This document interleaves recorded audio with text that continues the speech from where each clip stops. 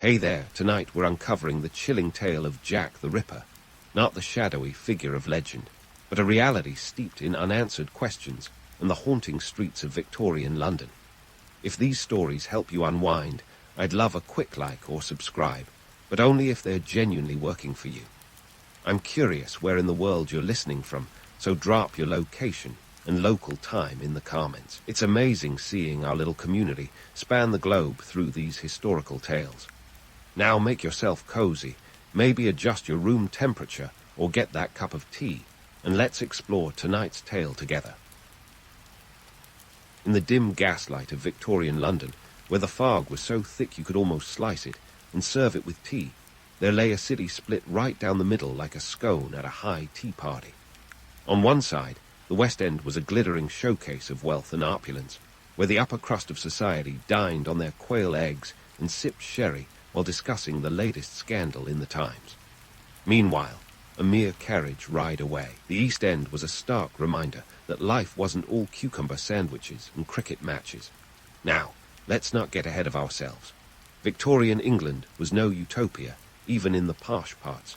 The Industrial Revolution had cranked out a society full of contradictions, advancements in technology and industry on one hand, and a Dickensian horror show of poverty and crime on the other. In 1888, the same year Jack the Ripper stamped his bloody mark on history, London was bursting at the seams with nearly 5 million souls. Overcrowding was a polite understatement. It was like trying to fit a sumo wrestler into a corset. The East End, specifically the Whitechapel district, became a notorious breeding ground for all kinds of social ills. Picture this, a labyrinth of narrow alleyways, where the air was more coal dust than oxygen, and the stench of the Thames was potent enough to make your nose hairs curl. Over 30,000 people were crammed into Whitechapel, and around 55% of them lived below the poverty line, scraping by on odd jobs and the occasional dubious opportunity. Economically, it was a time of turmoil. The disparity between the haves and the have-nots was so glaring you'd need sunglasses just to look at it. While the wealthier classes enjoyed the comforts of domestic servants and gas lighting, the poor inhabitants of the East End were lucky if they could afford a candle. Unemployment and underemployment were rampant, with factories churning out more smoke than jobs. Those who did find work often toiled away for up to 16 hours a day for a few shillings a week, barely enough to cover basic necessities like bread, coal, or a pint of gin to forget their troubles. And forget they did. Alcohol consumption was astronomical. Gin was practically a food group. It was cheaper than coffee and more effective at dulling the pain of a life that was, frankly, a bit rubbish. The East End's public houses, or pubs as we lovingly call them, were the social hubs where people gathered to drown their sorrows, share gossip, or just escape the dreariness of their daily grind. These establishments had names that would make a modern-day hipster bar blush. The 10 Bells, the White Hart, each one a character in its own right. But let's not romanticize this too much. The East End was also a place of rampant crime and vice. Prostitution was rife, not because it was glamorous, but because for many women it was the only option to keep a roof over their heads. Estimates suggest there were around 200 prostitutes working the streets of Whitechapel alone, each a cog in the harsh machine of survival. The working girls of Whitechapel, often saddled with euphemistic titles like unfortunates, faced dangers far worse than a bad hair day. They were vulnerable to disease, exploitation, and violence, with little recourse for justice.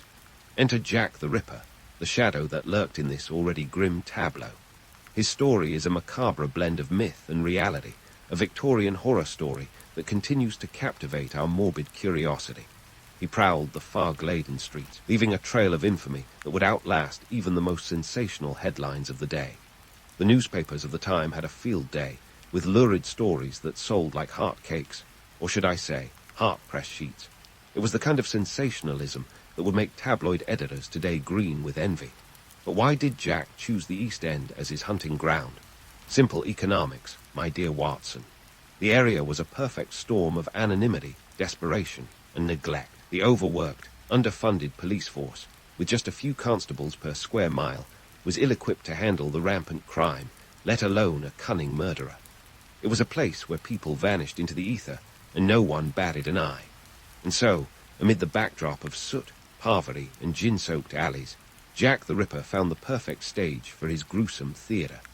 The legend of the Ripper was born not just from the violence of his acts, but from the very fabric of the society that allowed him to operate. In a city divided by wealth and want, the East End was both his playground and his cover, a grim testament to the inequalities that still resonate today. As we delve further into his infamous tale, remember, the legend is only half the story. The rest is a chilling reminder of the world that made him possible. So, there we were in Whiteacre, August 31, 1888, when the city awoke to a scene more chilling than a Victorian ghost story told by the fire on a winter's night. Mary Ann Nichols, known as Parley to those who knew her, became the first officially recognized victim of Jack the Ripper. Her body was discovered on Bucks Row, now Durwood Street, a place where one could almost hear the echo of horses' hooves and the murmur of a city struggling to keep its secrets in the fog. Now, if we're talking police work in the late 19th century, let's just say it was more Keystone Cops than CSI. London. The Metropolitan Police, established in 1829, was still in its infancy when it came to handling a case of this magnitude. The force was about as well funded as a lemonade stand in a rainstorm, tasked with policing a city that was expanding faster than a waistline during the holidays. Each constable was responsible for patrolling a beat that could stretch for miles, armed with little more than a whistle and a truncheon. In short, the odds of catching a killer were slimmer than a Victorian corset. Enter Sir Charles Warren, the Commissioner of the Metropolitan Police, who had all the charm of a damp crumpet and was about as popular as a rat in a bakery. Warren's approach was to flood the area with uniformed officers, a tactic that was about as effective as trying to stop a flood with a colander. The police force under his command was more accustomed to dealing with pickpockets and petty thieves than a calculating killer who seemed to vanish into thin air. Now, let's talk about the crime scene itself. In today's world, crime scenes are treated like sacred ground, with forensic teams in white suits picking over every inch like detectives on an Easter egg hunt. Back in 1888, however, things were a tad less sophisticated. The scene was trampled by curious onlookers, police officers, and anyone with a morbid curiosity.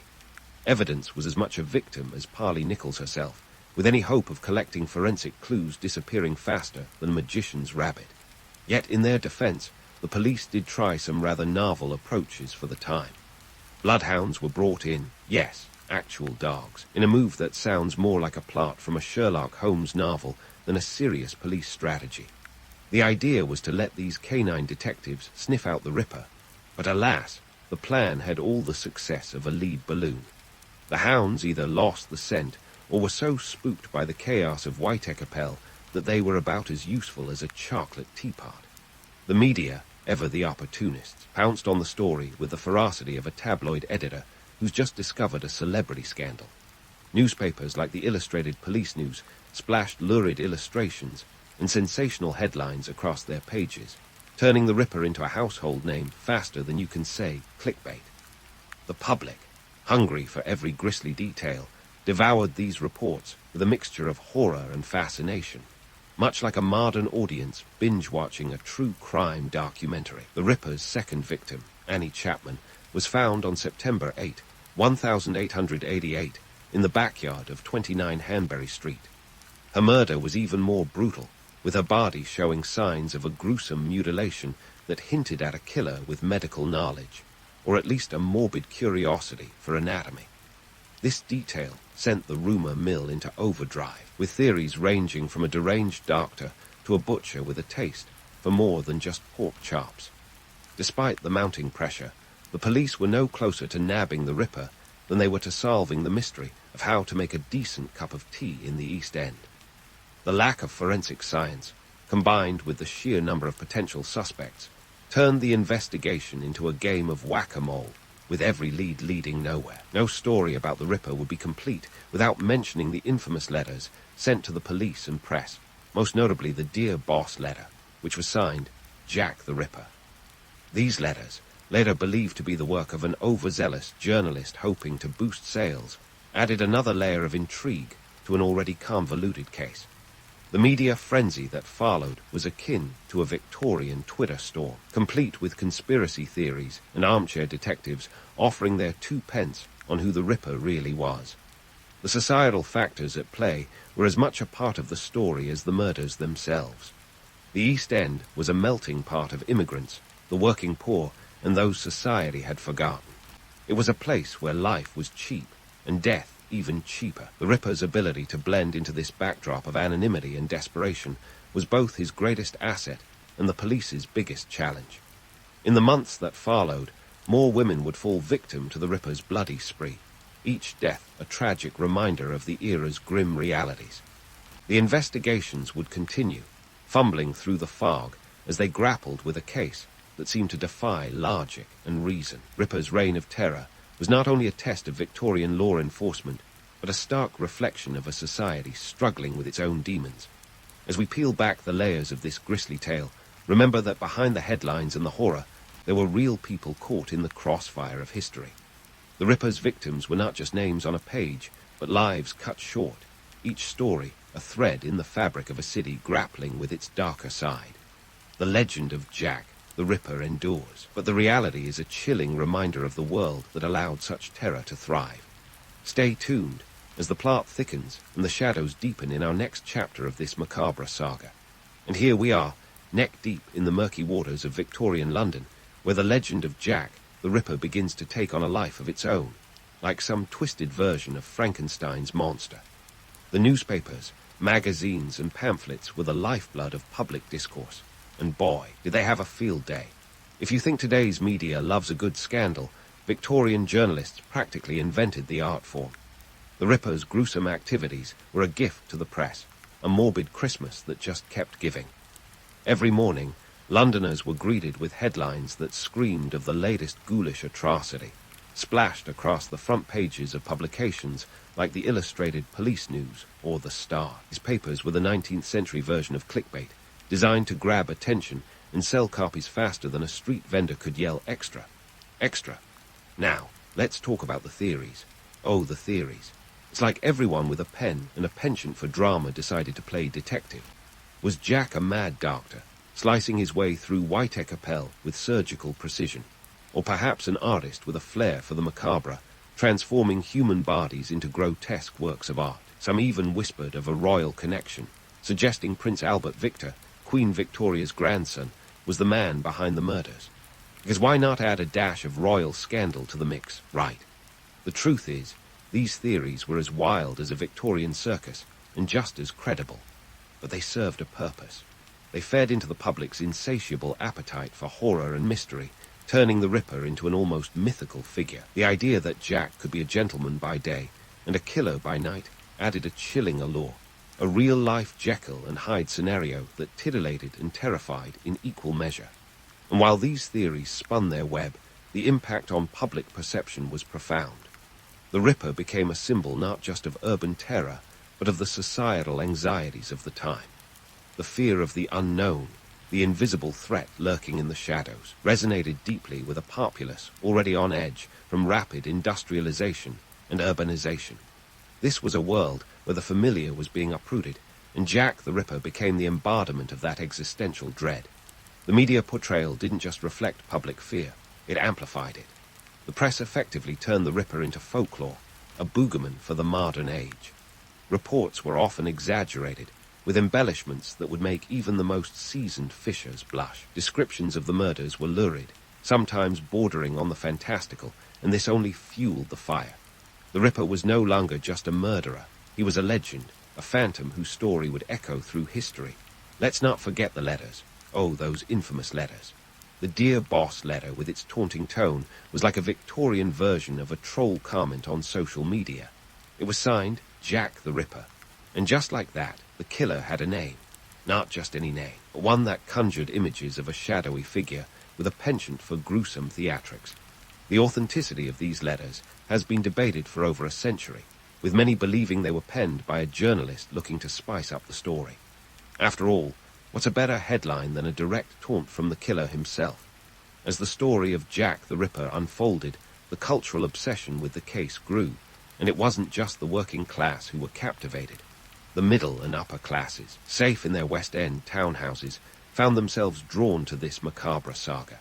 It was the Victorian equivalent of a Netflix true crime series, consumed with equal parts horror and curiosity. In the drawing rooms of the wealthy, conversations likely turned to the latest developments, with everyone offering their own theories on the identity of the killer. The case became a symbol of the chaos lurking just beyond their finely manicured gardens, a reminder that the veneer of civilization was paper-thin. The Ripper's enduring legacy is a testament to the power of narrative. Here was a story that encapsulated the fears, anxieties, and morbid curiosities of an era. It was a story that spoke to the darkness within and the terror without. And as the newspapers continued to churn out sensational headlines, line between fact and fiction blurred, creating a mythos that would outlive its time. Yet, beneath the headlines and hysteria, there was a stark reality that often gets overshadowed. The victims, real women with real lives, became footnotes in their own tragedy. The societal conditions that allowed the Ripper to thrive were not unique to him alone. They reflected a broader indifference to the plight of the poor and marginalized. The media may have turned Jack the Ripper into a legend, but it was the society of the time that allowed his story to flourish. It was a world where the plight of the East End was ignored, where cries for help were drowned out by the clatter of industry and the din of progress. And so, as we continue to unravel the tale of Jack the Ripper, remember that while the legend looms large, it's the reality of the time that truly haunts.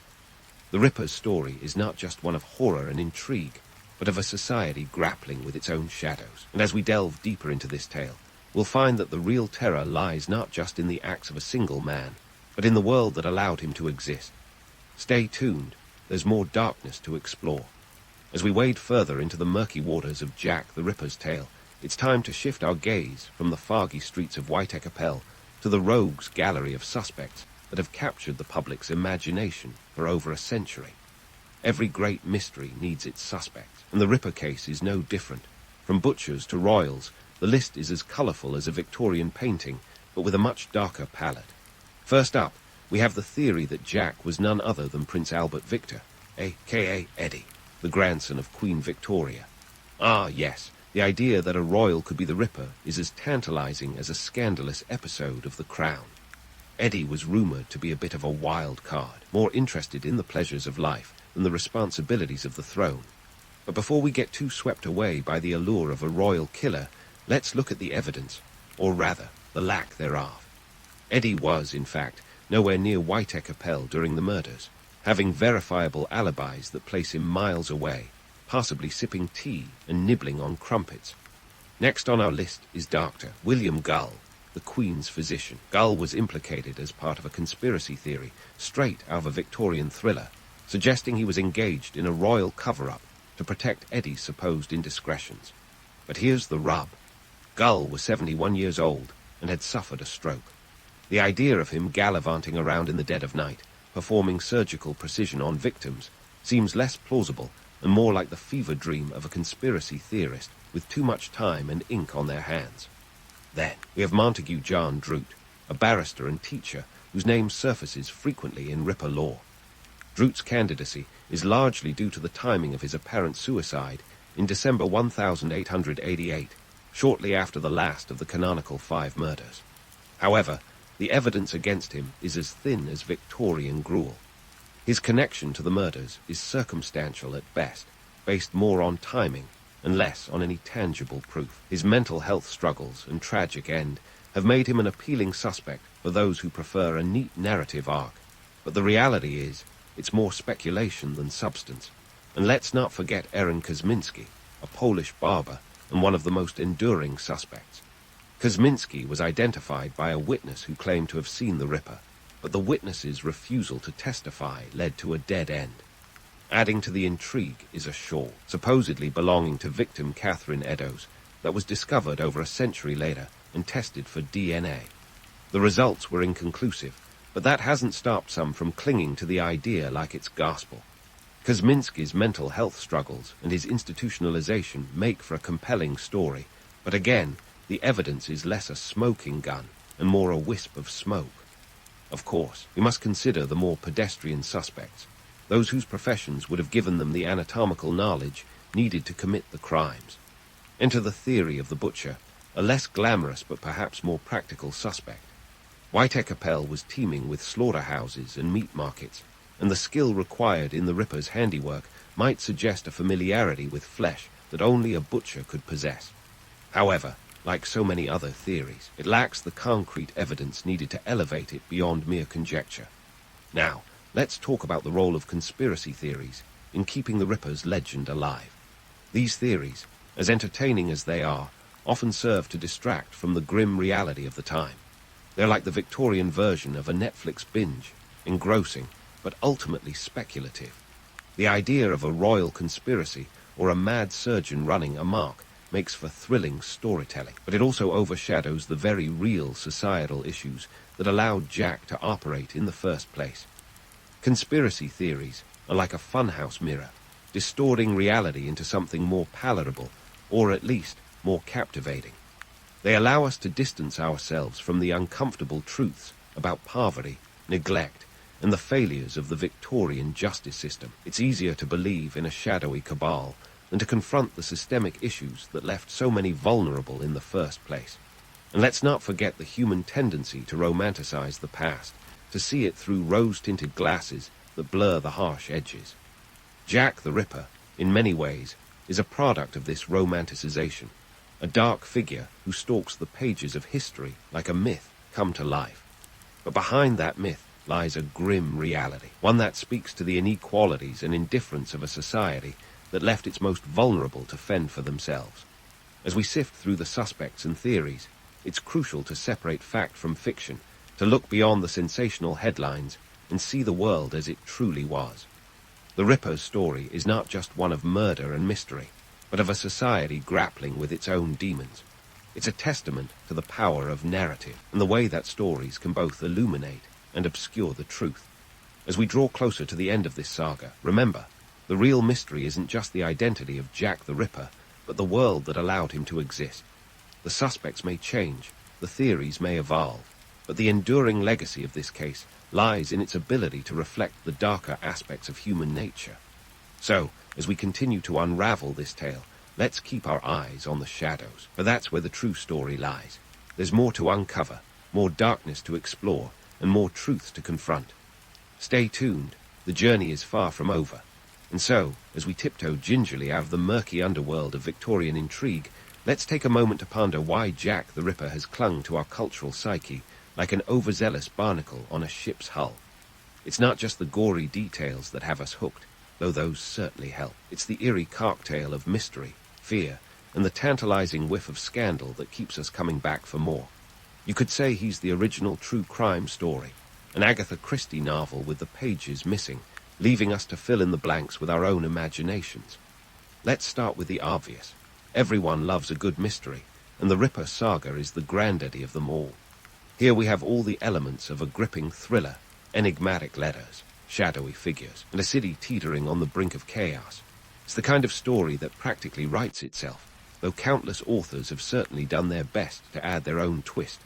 From Arthur Conan Doyle to Patricia Cornwell, the Ripper's shadow has stretched across the literary world like a long, dark cloak, one that never quite reveals what's underneath.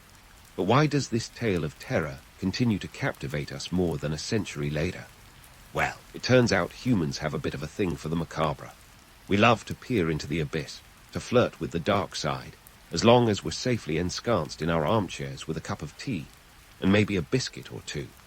The Ripper taps into that primal fear of the unknown, the lurking danger that could be around any corner. He's the bogeyman of the modern era, and every new theory or discovery is like a fresh gust of wind that fans the flames of our fascination. It's not just books that have immortalized Jack. He's also a star of the silver screen. From silent films to the latest Netflix docuseries, the Ripper's grisly deeds have been depicted more times than anyone could count, each portrayal adding another layer to the legend. Remember the 1979 film Murder by Decree, where Sherlock Holmes himself takes on the case, or the 2001 movie From Hell, which spun a yarn about the Ripper's identity being tied to a royal conspiracy. These adaptations don't just retell history, they reshape it, turning cold, hard facts into a rich tapestry of horror and intrigue. But let's not kid ourselves. At the heart of it, the Ripper's story is a reflection of the societal anxieties of his time. Victorian London was a city of stark contrast, where the glittering wealth of the West End rubbed shoulders with the grinding poverty of the East End. It was an era of rapid change, where industrialization was both a blessing and a curse, spawning progress and pollution in equal measure. The Ripper's reign of terror was a stark reminder of the social chasms that divided society, chasm as wide as the Thames itself. The Ripper's tale also exposes the vulnerabilities of a fledgling police force, grappling with a crime wave it was ill-equipped to handle. The Metropolitan Police, still finding its feet, was confronted with a challenge that would have stretched even the most seasoned detectives. The case highlighted the need for advancements in forensic science and investigative techniques, fields that would come into their own in the decades to follow. The Ripper may have eluded capture, but he inadvertently spurred developments that would prevent future killers from slipping through the cracks. Moreover, the Ripper's legacy is a testament to the power of the press, which played a pivotal role in shaping public perception. The sensationalist reporting of the time turned a series of brutal murders into a media circus, with the Ripper at its center. This was the dawn of tabloid journalism, where the line between fact and fiction was as blurry as a London fog. The Ripper's story was crafted as much by the headlines as by the reality of his deeds, and that story continues to evolve with each retelling. In the end, the tale of Jack the Ripper is a reflection of our own fascination with the darker sides of human nature. It's a reminder of the fragility of society, the thin veneer of civility that separates us from chaos. The Ripper's story is a reminder that history is not just about facts and figures. It's about the people who lived through it, the fears they faced, and the stories they left behind. The details may fade, but the legend endures, a ghostly presence that haunts the annals of history. So, as we draw the curtain on this chapter of the Ripper's saga, let's not forget that behind the myth lies a sobering reality. The victims were real, their lives cut short by a killer who remains as elusive as ever. But their stories, and the lessons of their time, continue to resonate, reminding us of the complexities of the human experience. The Ripper may be gone, but the questions he raised linger on, echoing through the ages like a chilling whisper in the fog. And perhaps that's the true legacy of Jack the Ripper, a story that refuses to die, a puzzle that will never be solved, and a mirror reflecting the darkest corners of our own nature. In the dusty, sun-baked corners of Porbandar, 1869, a baby named Mohandas Karamchand Gandhi arrived on the scene, an arrival that, at the time, raised about as much fuss as a sneeze in a thunderstorm. Little did anyone know that this unassuming boy would someday become an iconic figure whose life and quirks would be dissected more than a frog in a high school biology class. Before he was the Mahatma, he was just Mohan, the son of a Diwan, a kind of chief minister, and a woman whose spiritual fervor could rival a modern-day yoga influencer. Growing up in a household that balanced political maneuvers with religious devotion, young Mohan was a mix of influences. He was that kid who'd memorize religious texts, but would also sneak a peek at the British officers parading around with their stiff upper lips and starched collars. Now, if you were expecting Gandhi to pop out of the womb quoting the Bhagavad Gita or delivering rousing speeches, hold your horses. Far from being a natural-born leader, young Gandhi was about as confident as a squirrel in a dog park when it came to public speaking. In fact, his early attempts at oratory were punctuated by awkward silences and cold sweats. He might have been better suited to mime than rhetoric at that stage, but what he lacked in oratorical bravado, he made up for in his love for walking. Not just a casual stroll, mind you. Gandhi turned walking into a full-blown passion project, clocking in over 240 miles during protests later in life. Legend has it, during his famous Salt March, he moved faster than a caffeinated rabbit, all while dressed in simple dhoti and sandals. While other revolutionaries might have favored horseback or flashy cars, Gandhi's feet were his preferred mode of transport, an environmentalist before it was trendy.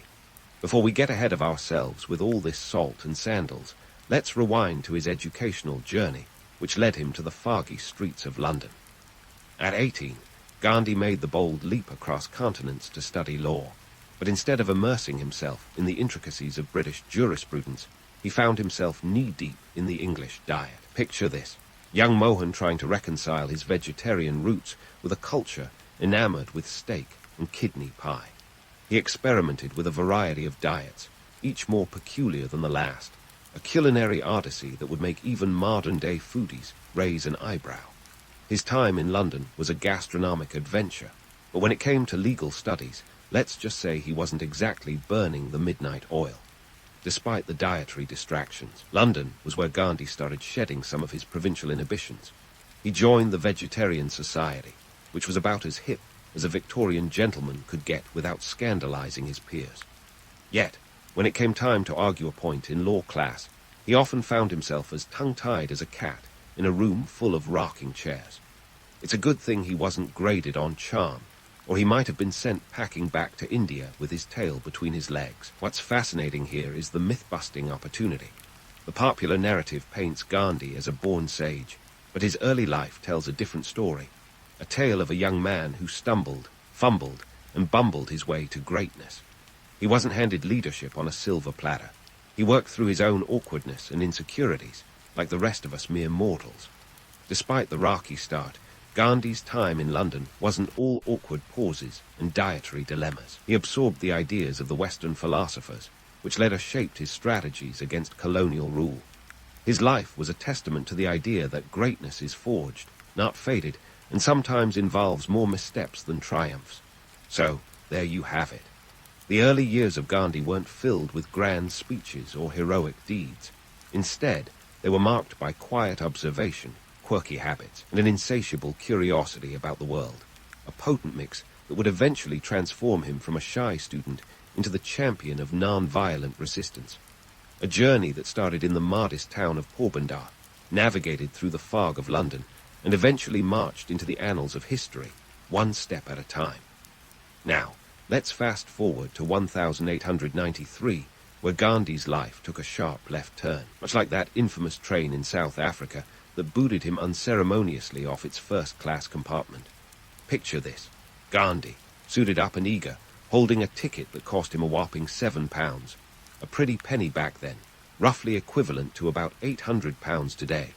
He was heading from Durban to Pretoria, and everything seemed smooth sailing until a conductor with a mustache that could rival a walrus decided otherwise. In a single, snarky moment, Gandhi was unceremoniously tossed out onto the platform at Pietermaritzburg, left to shiver through a chilly night that would mark the beginning of his transformation from mild-mannered lawyer to fiery activist. Now, this wasn't your garden-variety commuter inconvenience. It was the kind of racial slap in the face that could jolt anyone out of complacency. Gandhi's eviction from the train wasn't just an awkward moment. It was a rude awakening to the systemic racism rampant in colonial South Africa. This wasn't merely about a train ticket. It was about an entire legal system stacked against people of color. This incident lit a fuse in Gandhi, sparking a lifelong crusade against injustice. But let's not romanticize it too much. At this point, Gandhi was as much a reluctant hero as a man who just couldn't get a good night's sleep. Gandhi's time in South Africa spanned over 2 decades, during which he honed his skills in activism and civil disobedience. It's worth noting that South Africa was a sort of political laboratory for Gandhi. Here, he tested out his theories of non-violent resistance, or satyagraha, as it came to be known, a term that translates roughly to truth force, or soul force.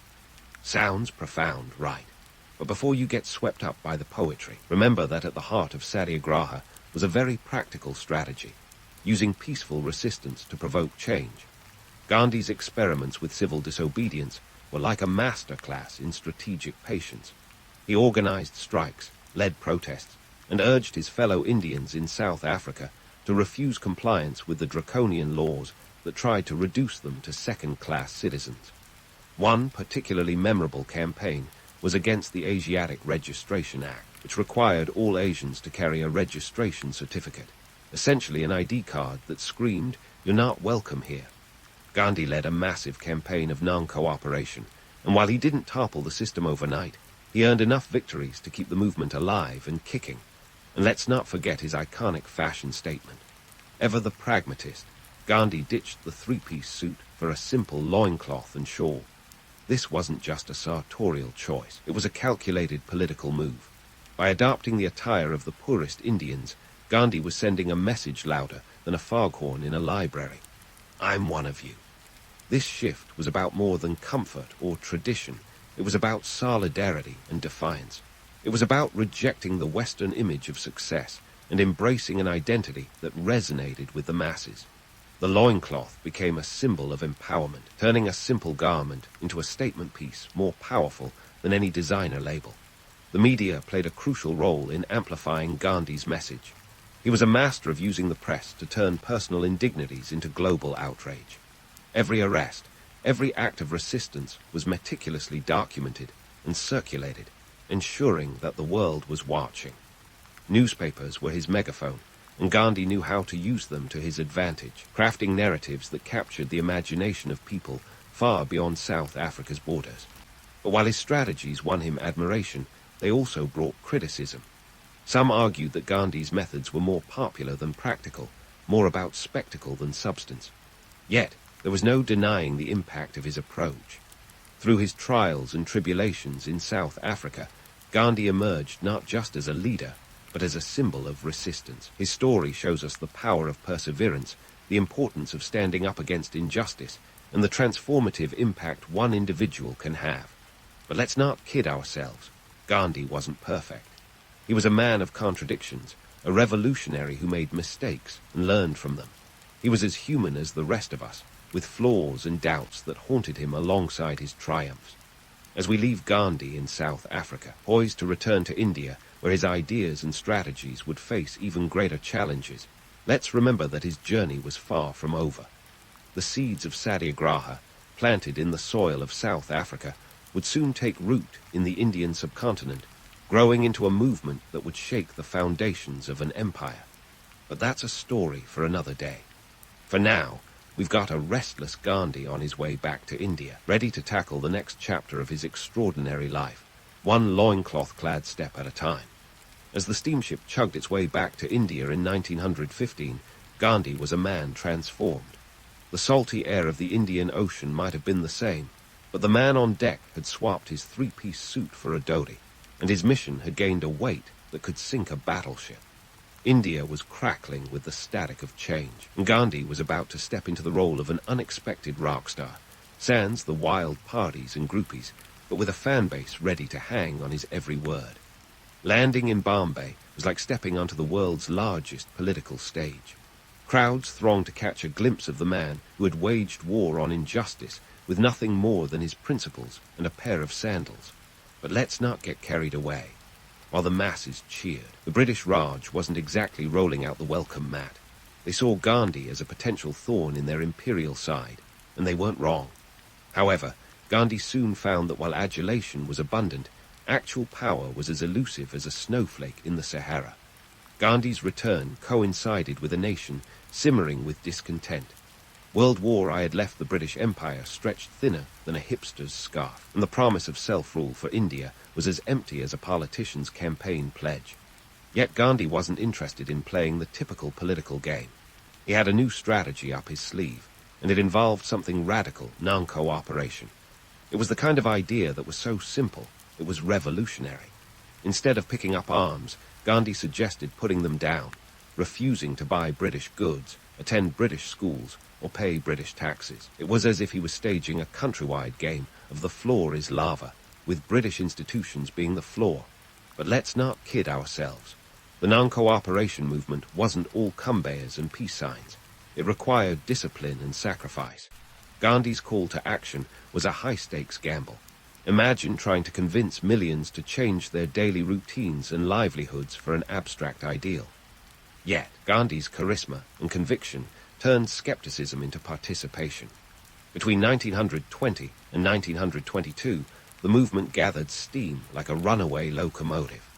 Schools and colleges saw a drop in attendance, British goods were boycotted, and the Indian National Congress transformed from an elite club into a mass movement with a membership that skyrocketed to over 2 million. It was like watching a social experiment unfold on a national scale.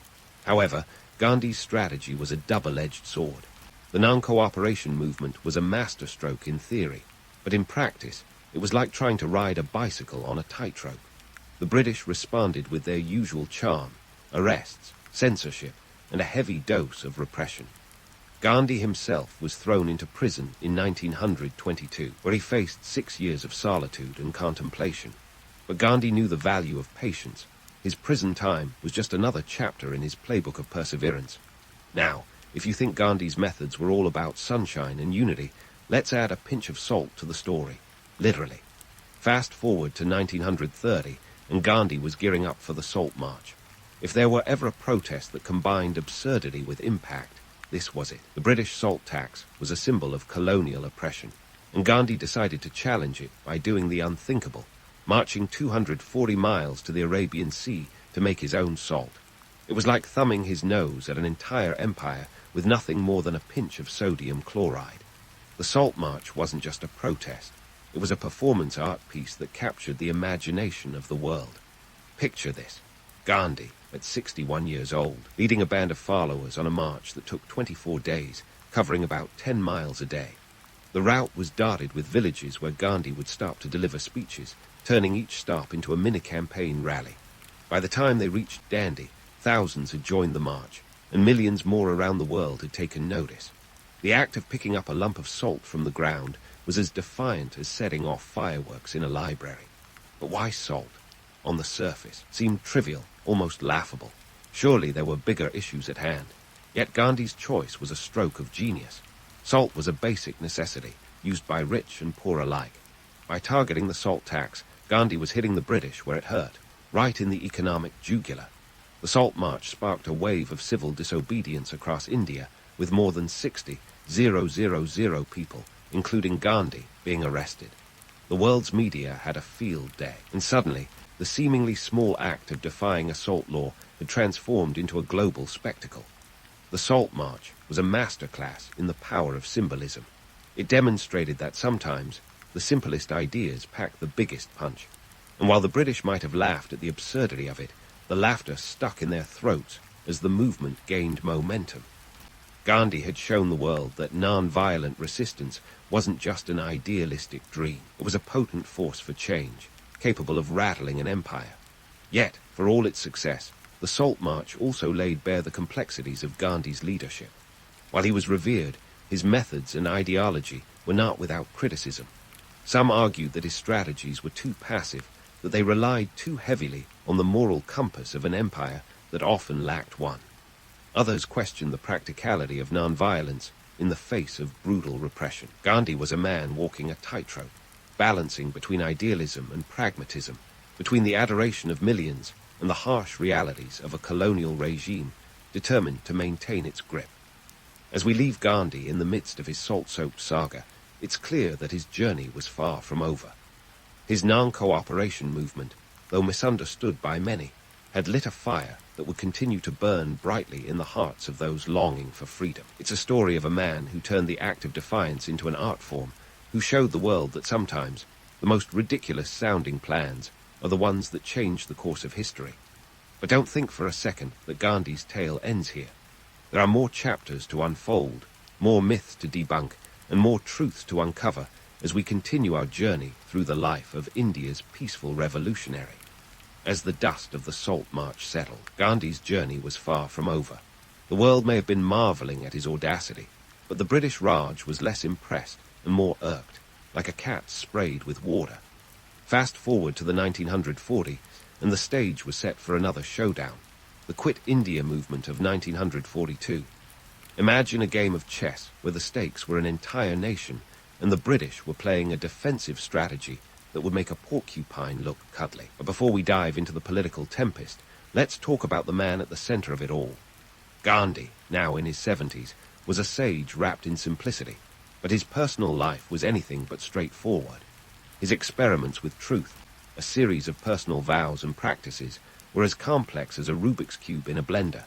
He sought simplicity in a world teetering on the brink of chaos, a pursuit that often led to strained relationships, especially with his family. His wife, Kasturba, found herself caught between supporting his ideals and managing the realities of a household.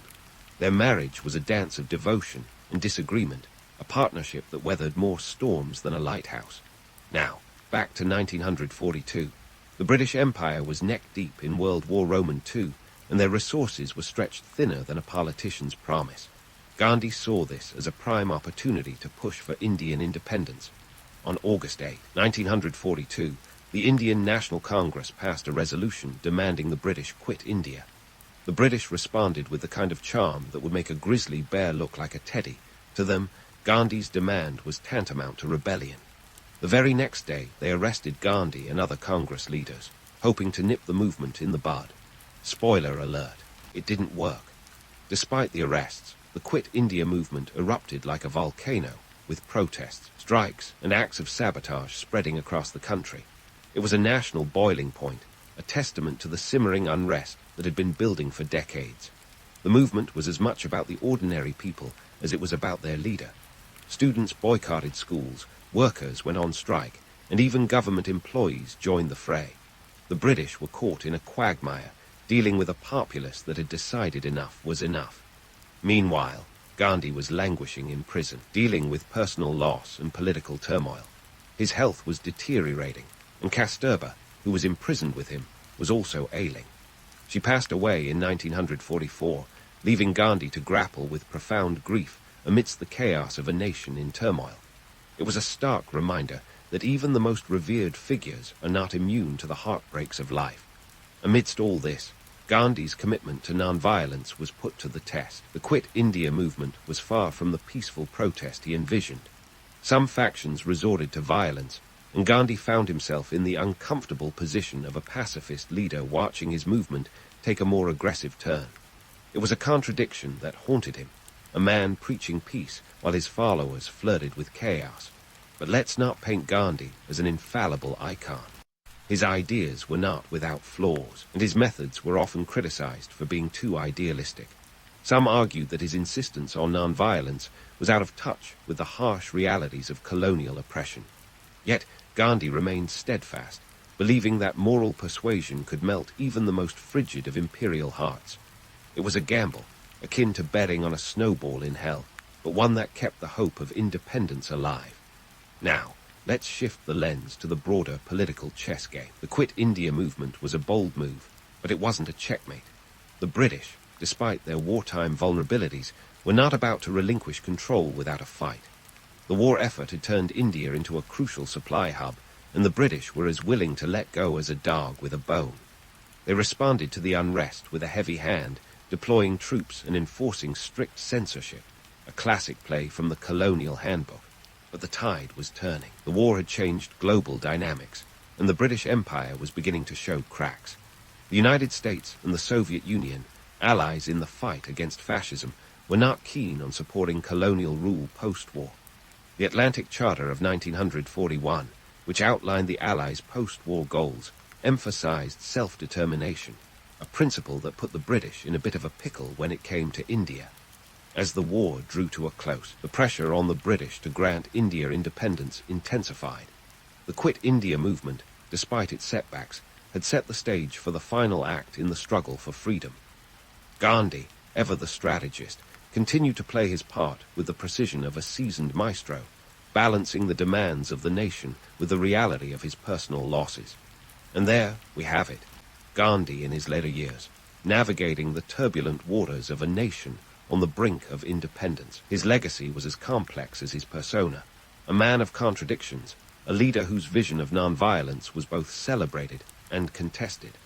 As we approach the denouement of his story, it's clear that Gandhi's journey was not just about leading a movement, but about grappling with the human condition in all its messy, beautiful chaos. Stay tuned, because the story doesn't end here. The final act is yet to unfold, with a nation poised to step into the light of independence, guided by the spirit of a man who dared to dream of a peaceful revolution. As the curtain lifted on India's independence in 1947, Gandhi found himself in the bittersweet position of a conductor whose orchestra had finally played its symphony, yet the applause rang hollow. After decades of struggle, the British Raj was finally packing its bags, but the price of freedom was steep. Partition. As India and Pakistan emerged from the colonial ashes, what should have been a triumphant moment was marred by violence, displacement, and communal frenzy. Over 1 million people were uprooted, and anywhere from 200,000 to 2 million perished in the chaos, a grim reminder that political borders can slice deeper than any sword. Gandhi, a staunch advocate for Hindu-Muslim unity, was heartbroken. It was like seeing his life's work crumble faster than a house of cards in a hurricane. Instead of basking in the glow of independence, he spent his final days in Calcutta, trying to douse the communal fires with nothing but his presence and a silent prayer. Perhaps the most tragic part of Gandhi's story is that he became a stranger in the country he helped liberate, a man out of time in a land torn apart by the very sectarianism he abhorred. Then came January 30, 1948. Gandhi, on his way to a prayer meeting, was assassinated by Nathuram Guards, a Hindu nationalist who saw Gandhi as an appeaser and a traitor to the Hindu cause. Guards fired 3 shots at point-blank range, ending the life of a man whose weapon of choice had always been peace. Gandhi's assassination sent shockwaves across the globe. In India, it was as if the heart of the nation had stopped beating. Albert Einstein, in his tribute, famously remarked, "Generations to come will scarce believe that such a one as this ever in flesh and blood walked upon this earth." Yet, like all legends, Gandhi's story didn't end with his death. It evolved. His methods and philosophy became the blueprint for social justice movements around the world. Enter Martin Luther King Jr., the charismatic leader of the American civil rights movement, who found inspiration in Gandhi's doctrine of non-violence. King once remarked, "Gandhi was inevitable. If humanity is to progress, Gandhi is inescapable." King's peaceful marches and sit-ins echoed Gandhi's Salt March, transforming civil disobedience from an Indian experiment into an American phenomenon. King's success in the U.S. spotlighted the universal appeal of Gandhi's principles, proving that sometimes the most effective weapon against injustice is a soul armed with conviction. Meanwhile, across the Atlantic, in apartheid South Africa, a young Nelson Mandela was also drawing lessons from Gandhi's playbook. Mandela, who initially favored armed struggle, eventually embraced the idea of non-violent resistance as a political strategy. While South Africa's path to equality was more tumultuous, Mandela's leadership and eventual release from prison in 1990 became a testament to the enduring power of Gandhi's philosophy. Mandela's approach was less about emulating Gandhi's every move and more about adapting his principles to fit a different context, proving that Gandhi's teachings were not a one-size-fits-all, but a versatile tool for change. Now, let's take a peek behind the curtain and debunk the myth of Gandhi's infallibility. He was a man of contradictions, with flaws as prominent as his ideals. Gandhi's views on race, particularly during his early years in South Africa, were not exactly the stuff of progressive dreams. He initially referred to black South Africans with derogatory terms, a fact that doesn't quite fit the saintly narrative. Critics argue that Gandhi's approach to India's caste system was too conservative, failing to dismantle a structure that marginalized millions.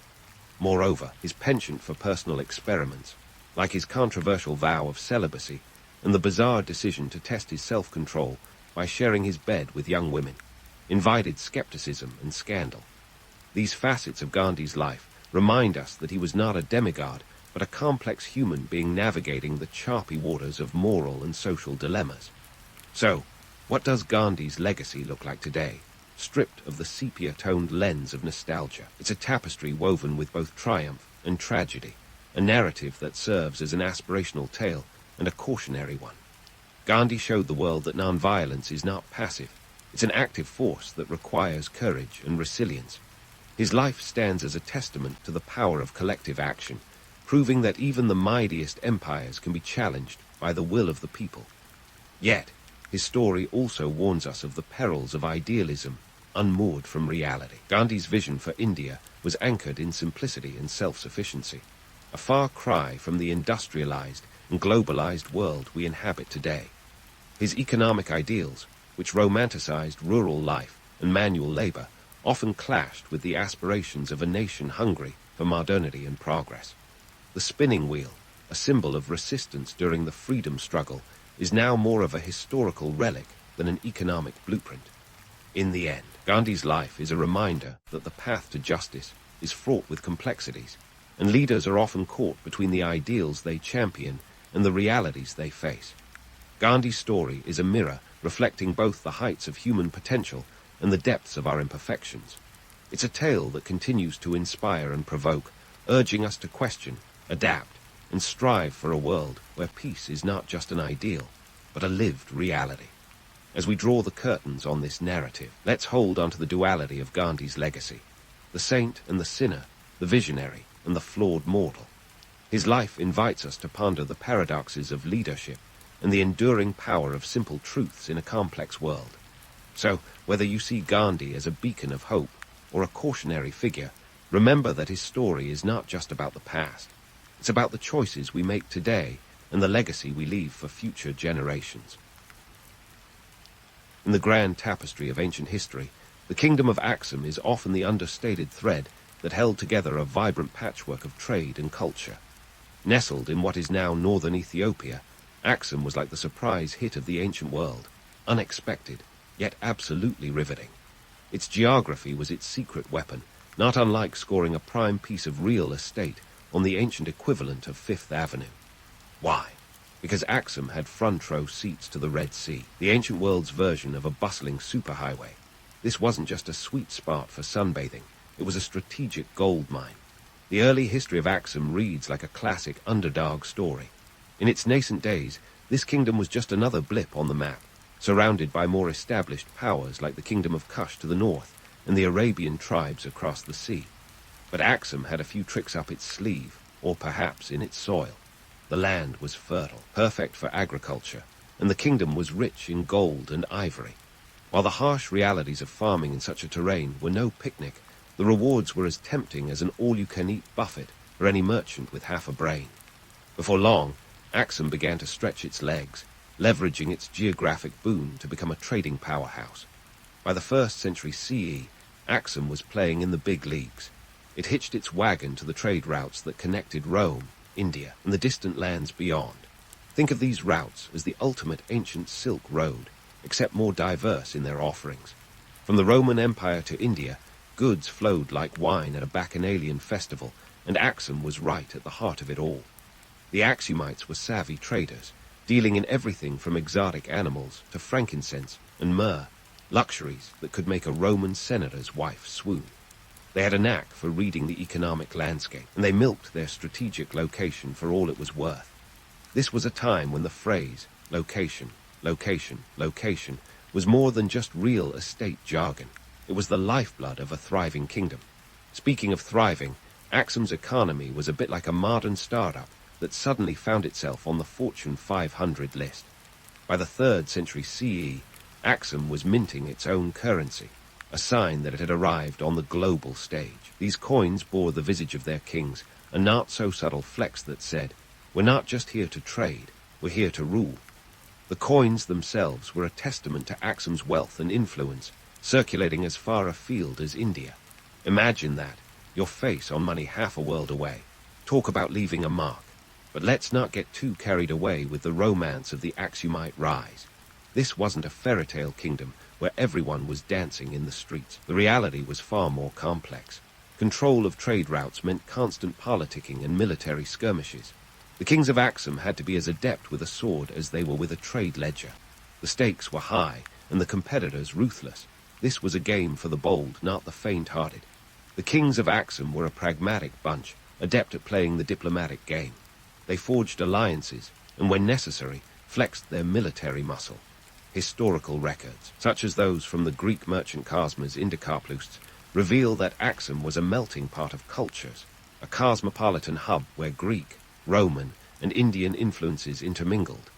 This was the ancient world's version of a global city, centuries before the term was even coined.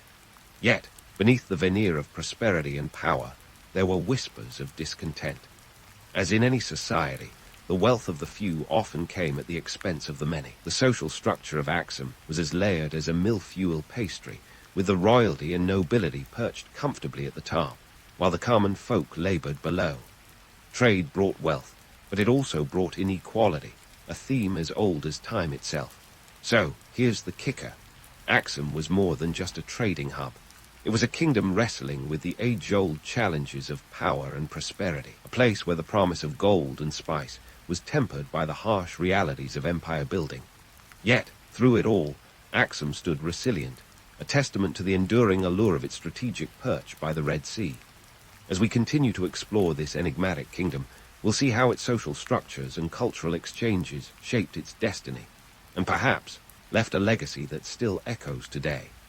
And so, as the dust of trade and conquest settled over the kingdom of Axum, we find ourselves peering into the intricate social tapestry that held this ancient powerhouse together. At the apex of this social pyramid were the Axumite kings, who were more than just rulers. They were celestial figures, the ancient world's version of celebrity influencers, but with significantly more gravitas. Their likeness adorned coins, their names echoed through the streets, and their decrees shaped the destiny of kingdoms. These kings wielded power like a modern-day mogul with a Twitter account, but instead of hashtags and trending topics, they dealt in divine right and military might. In this world, the king was believed to be chosen by the gods, if not outright divine himself. This wasn't just a power grab gimmick. It was an essential part of the social contract. The idea of divine kingship wasn't unique to Axum. Think of the pharaohs of Egypt or the emperors of Rome. But in the Axumite context, it was a masterstroke of political theater. This divine status was more than ceremonial. It provided a celestial insurance policy against insurrection. After all, who wants to mess with a king when the guards are his bodyguards? Beneath the kings, the nobility formed the next tier of Axum's social hierarchy. These were the original one-percenters, the ancient elite whose wealth and influence propped up the throne. They controlled vast tracts of land, and were the king's go-to allies, or, if things turned sour, his most formidable adversaries. This class was crucial in maintaining the kingdom's stability, acting as the regional power brokers who ensured that royal decrees didn't just evaporate like morning mist. But it wasn't all banquets and power brunches for the nobility. These folks had a job to do, managing the land and people under their domain with a mix of benevolence and iron-fisted resolve. Theirs was a life of constant negotiation, both with the crown above and the commoners below. You see, while the nobility had the prestige, the common folk outnumbered them, and keeping the peace was as much about diplomacy as it was about displays of power.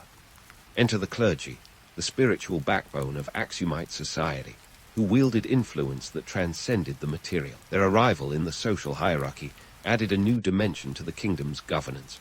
By the 4th century, Axum had embraced Christianity, a move that was as much about divine inspiration as it was about political strategy. This was a kingdom that understood the power of religion as a tool of statecraft, and converting to Christianity was like acquiring a spiritual ally in the form of the Roman Empire. Let's pause for a myth-busting moment. The conversion of Axum to Christianity is often romanticized as a spontaneous act of faith. In reality, it was a calculated move, akin to a high-stakes game of chess where the king traded one set of guards for another, with the promise of Rome's backing as the prize. By adopting Christianity, Axum aligned itself with one of the most powerful empires of the time, gaining both prestige and protection. It was a savvy play, demonstrating that the Axumites were as adept at spiritual maneuvering as they were at trade and diplomacy. The clergy, once a supporting caste, now found themselves center stage, their influence extending beyond the spiritual realm. They served as advisors to the king, mediators of divine will, and occasionally the moral compass of the kingdom. This was not just a religious transformation. It was a socio-political evolution, one that solidified the king's divine status and redefined the power dynamics within the kingdom. Now, let's not forget the common folk, the backbone of any ancient society. These were the farmers, artisans, and traders who toiled to keep the kingdom's economy humming along.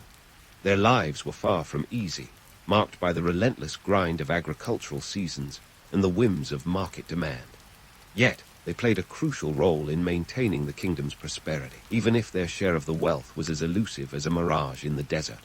In Axum, the social contract was a complex web of obligation and benefit. The commoners provided labor and allegiance in exchange for protection and the promise of divine favor. It was a precarious balance, one that required constant vigilance and the occasional show of force. But make no mistake, the stability of the kingdom rested on their shoulders, and any shift in their fortunes could tip the scales of power. As we delve deeper into the world of Axum, it's clear that its social structure was as strategic as its trade routes. The interplay between king, nobility, clergy, and commoners created a dynamic network of relationships, each layer reinforcing the other in a delicate dance of power and allegiance. It was a society that understood the art of governance, where religion and politics were intertwined in a tapestry as rich and complex as the kingdom itself. In this ancient kingdom, the king might have been the divine figurehead, but it was the collective effort of all its people that kept the kingdom afloat. As we continue to unravel the threads of Axum's history, we'll see how these social dynamics influenced its rise and fall, shaping a legacy that echoes through time. So, as the curtain falls on this chapter of our exploration, one thing is certain. In the kingdom of Axum, the past was never just a foreign country.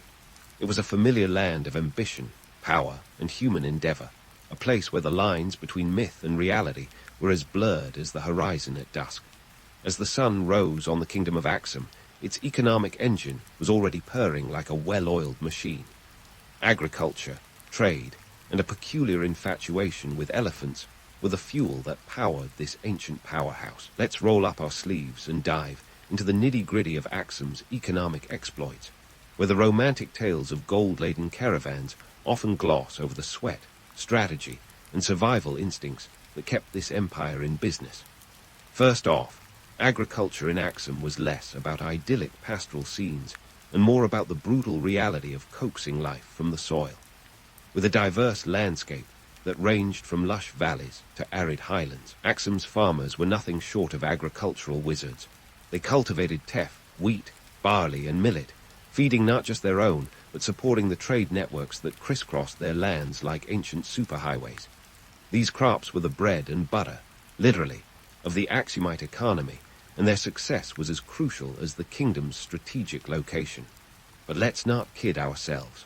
Farming in Axum was no walk in the park. The terrain was as temperamental as a Hollywood diva, and water management was a constant headache. Yet the Axumites demonstrated a knack for innovation, implementing terracing techniques that could make even the ancient Romans give a nod of approval. These terraces, carved into the rolling hills, were a masterclass in maximizing arable land, a testament to the ingenuity that kept the kingdom's granaries full and its people fed. Now let's talk trade, the real star of Axum's economic show. This wasn't just any trade, it was the stuff of legends, with routes that stretched from the Mediterranean to the Indian Ocean. Axum was the linchpin in a network that exchanged silks from China, spices from India, and gold from Nubia. But the reality behind those romanticized caravans was far from glamorous. Maintaining these routes required a logistical prowess that would make a modern-day supply chain manager break out in a cold sweat. You see, trade in Axum was a high-stakes game of cat and mouse. The kingdom had to constantly fend off pirates, negotiate with rival states, and manage the delicate balance between supply and demand. The romantic notion of caravans laden with gold and spices glosses over the fact that each trip was an adventure fraught with danger. Bandits, treacherous terrain, and the ever-present threat of political unrest meant that traders needed nerves of steel and a keen sense of strategy. And speaking of strategy, let's not forget the elephants. Yes, you heard that right, elephants. These majestic beasts were more than just the kingdom's unofficial mascots. They were a symbol of power and a linchpin in Axum's trading might. While the Romans paraded their elephants in arenas, the Axumites used them as cargo carriers, an ancient precursor to the long-haul trucks of today. Elephants were the kingdom's secret weapon, able to transport heavy loads across rugged terrain, making them indispensable in maintaining the flow of trade. Now, what about the cold, hard cash? The Axumites had a flair for minting their own coins, and these little discs were more than just currency.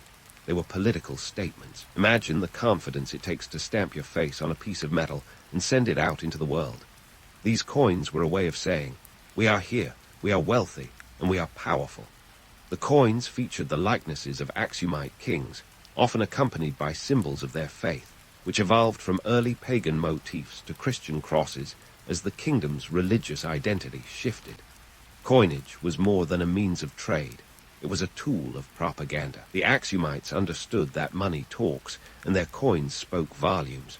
They traveled far and wide, turning up in places as distant as India, a testament to the kingdom's reach and influence.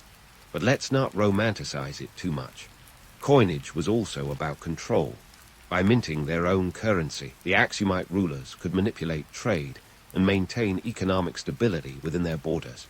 A savvy move that kept the kingdom's coffers filled and its citizens placated. Now, onto the myths. The tales of Axum's trade empire often paint a picture of endless prosperity, but the reality was as gritty as the dust on those ancient roads. Building and maintaining an empire of trade was an endless grind. It demanded a shrewd combination of diplomacy, military might, and economic acumen. The Axumites had to constantly negotiate treaties, wage wars, and manage the delicate balance of power in a region teeming with rivals eager to snatch the kingdom's hard-earned gains. And let's not forget the social cost. As with any society, the wealth generated by trade often flowed upwards, creating a chasm between the haves and the have-nots. While the nobility and merchant class prospered, the commoners bore the brunt of this economic machine. Their labor was the backbone of Axum's prosperity, yet their share of the spoils was often meager, a stark reminder that the glitter of gold often distracts from the toil that lies beneath. In this whirlwind of trade, agriculture, and political maneuvering, the kingdom of Axum carved out its place in history. It was a kingdom that thrived on the chaos of its time, leveraging its strategic location, agricultural prowess, and trading networks to build an empire that was as resilient as it was ambitious. As we continue our exploration of Axum, we'll delve deeper into the complexities of its society, uncovering the layers of history that have shaped its legacy and left an indelible mark on the world. So, as we leave the bustling markets and dusty trade routes behind, remember this. Axum was not just a kingdom of legend. It was a living, breathing testament to the power of human ingenuity and the relentless pursuit of prosperity. And as we continue to unravel its story, we'll see how the intersection of myth and reality created a legacy that echoes through the annals of time, challenging our perceptions and inviting us to look beyond the surface to discover the true heart of this ancient empire. And speaking of leaving a mark, Axum's cultural and architectural feats were nothing short of monumental, quite literally. Let's zoom in on the obelisks of Axum, those towering stone giants that were the skyscrapers of their era. If you think about it, these obelisks were kind of like the ancient world's version of a flex on social media. Picture a 1,000-ton stone hashtag saying, "Look at me, I rule." The most famous of these is the Great Stele of Axum, a 24-meter tall granite marvel. That's about the height of an 8-story building, in case you're wondering. These obelisks weren't just vanity projects, though. They were deeply intertwined with the kingdom's religious and social fabric, serving as grave markers for the elite and a testament to the kingdom's engineering prowess. But let's not kid ourselves. Erecting these giants was no simple feat. It was more like an engineering headache that would make even the most seasoned project manager break into a cold sweat. You see, the obelisks were quarried miles away in the mountains, and transporting them involved a mix of ingenuity, muscle, and perhaps a few too many cups of ancient Ethiopian coffee. Imagine hauling a colossal stone slab, weighing over 100 tons across rugged terrain, without the luxury of modern machinery. It's the kind of logistical nightmare that would make moving house today seem like a leisurely stroll. And then there's the small matter of actually standing these behemoths upright. Theories abound on how the Axumites pulled this off, with some suggesting a combination of earthen ramps and sheer human determination. The process may have involved hundreds of workers, a testament to the coordination and resources the kingdom could muster. It's a bit like stacking a house of cards, except each card weighs as much as a small herd of elephants. One wrong move, and you're looking at a very expensive game of Jenga. But beyond the sheer spectacle, these obelisks carried a deeper message. They were statements of power, marking the resting places of the Axumite elite. They signified not just the kingdom's wealth and influence, but also its connection to the divine. In a world where the line between earthly and celestial power was often blurred, these structures were a physical manifestation of the king's divine right to rule. They were the ultimate status symbol, a way of saying, my ancestors were important, and so am I. Of course, the romantic image of these obelisks as timeless monuments to Axum's grandeur is a bit like looking at an Instagram filter. The harsh reality. Over time, Many of these monoliths have toppled, victims of gravity, earthquakes, or the sheer weight of history. The most famous, the obelisk of Axum, spent centuries lying broken on the ground until it was re-erected in the 20th century. It's a reminder that even the grandest human endeavors are subject to the whims of nature and time. Now, let's talk about the myths. The narrative of Axum's architectural prowess often paints a picture of an ancient utopia, a civilization of master builders who could rival the Egyptians or the Romans. In reality, the Axumites were pragmatic builders, working with the resources at hand and the knowledge they had. Their accomplishments were impressive, but they were born out of necessity and ingenuity, not mythical superpowers. The obelisks, while awe-inspiring, were more than just stone. They were a reflection of the kingdom's social and political dynamics. These towering giants were also a nod to the kingdom's cosmopolitan nature. The style of the obelisks, with their false windows and doors, suggests influences from both South Arabia and the classical world, highlighting Axum's role as a cultural crossroads. This was a society that absorbed and adapted ideas, a melting pot that produced something uniquely its own. It's a bit like fusion cuisine, taking the best elements from different cultures to create a dish that's greater than the sum of its parts. But let's not gloss over the economic reality. The construction of these obelisks required a significant investment of time and resources. It was a costly enterprise, one that required a wealthy state with a stable economy. It's akin to building a skyscraper today. You don't undertake such a project unless you're confident in your financial footing. The obelisks were a symbol of Axum's prosperity, but they also highlighted the kingdom's ability to mobilize and sustain such efforts. So, as we admire these towering relics of a bygone era, let's remember that they are more than just stone. They are a testament to the ambition and resilience of the Axumite kingdom, a civilization that dared to reach for the sky, even as it grappled with the challenges of its time. As we continue to explore Axum's legacy, we'll see how its cultural and architectural achievements continue to resonate, offering a window into a world where power, belief, and ingenuity intersected in ways that still captivate us today. In the grand tapestry of history, the obelisks of Axum stand as enduring symbols of a kingdom that was both a beacon of power and a testament to human endeavor. They remind us that even in the ancient world, the urge to leave a lasting legacy was as strong as ever, a drive that pushed the Axumites to carve their place in history, one stone at a time.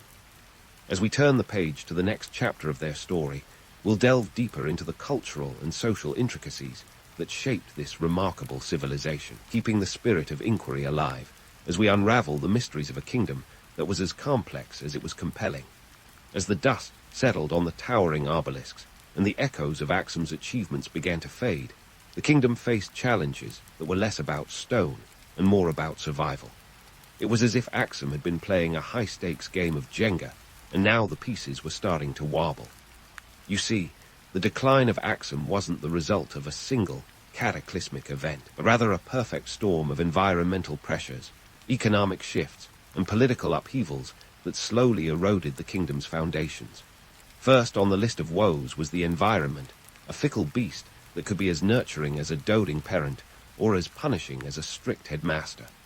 By the 6th century, climate changes began to take their toll on Axum's agricultural backbone. Deforestation and soil degradation, driven by centuries of intensive farming and grazing, slowly bled the land dry. Imagine trying to squeeze water from a stone, except the stone is your entire food supply. The once fertile fields that had fed a bustling trade empire were now struggling to sustain even the most basic of crops. And then there was the pesky problem of the Nile River's fluctuating flow.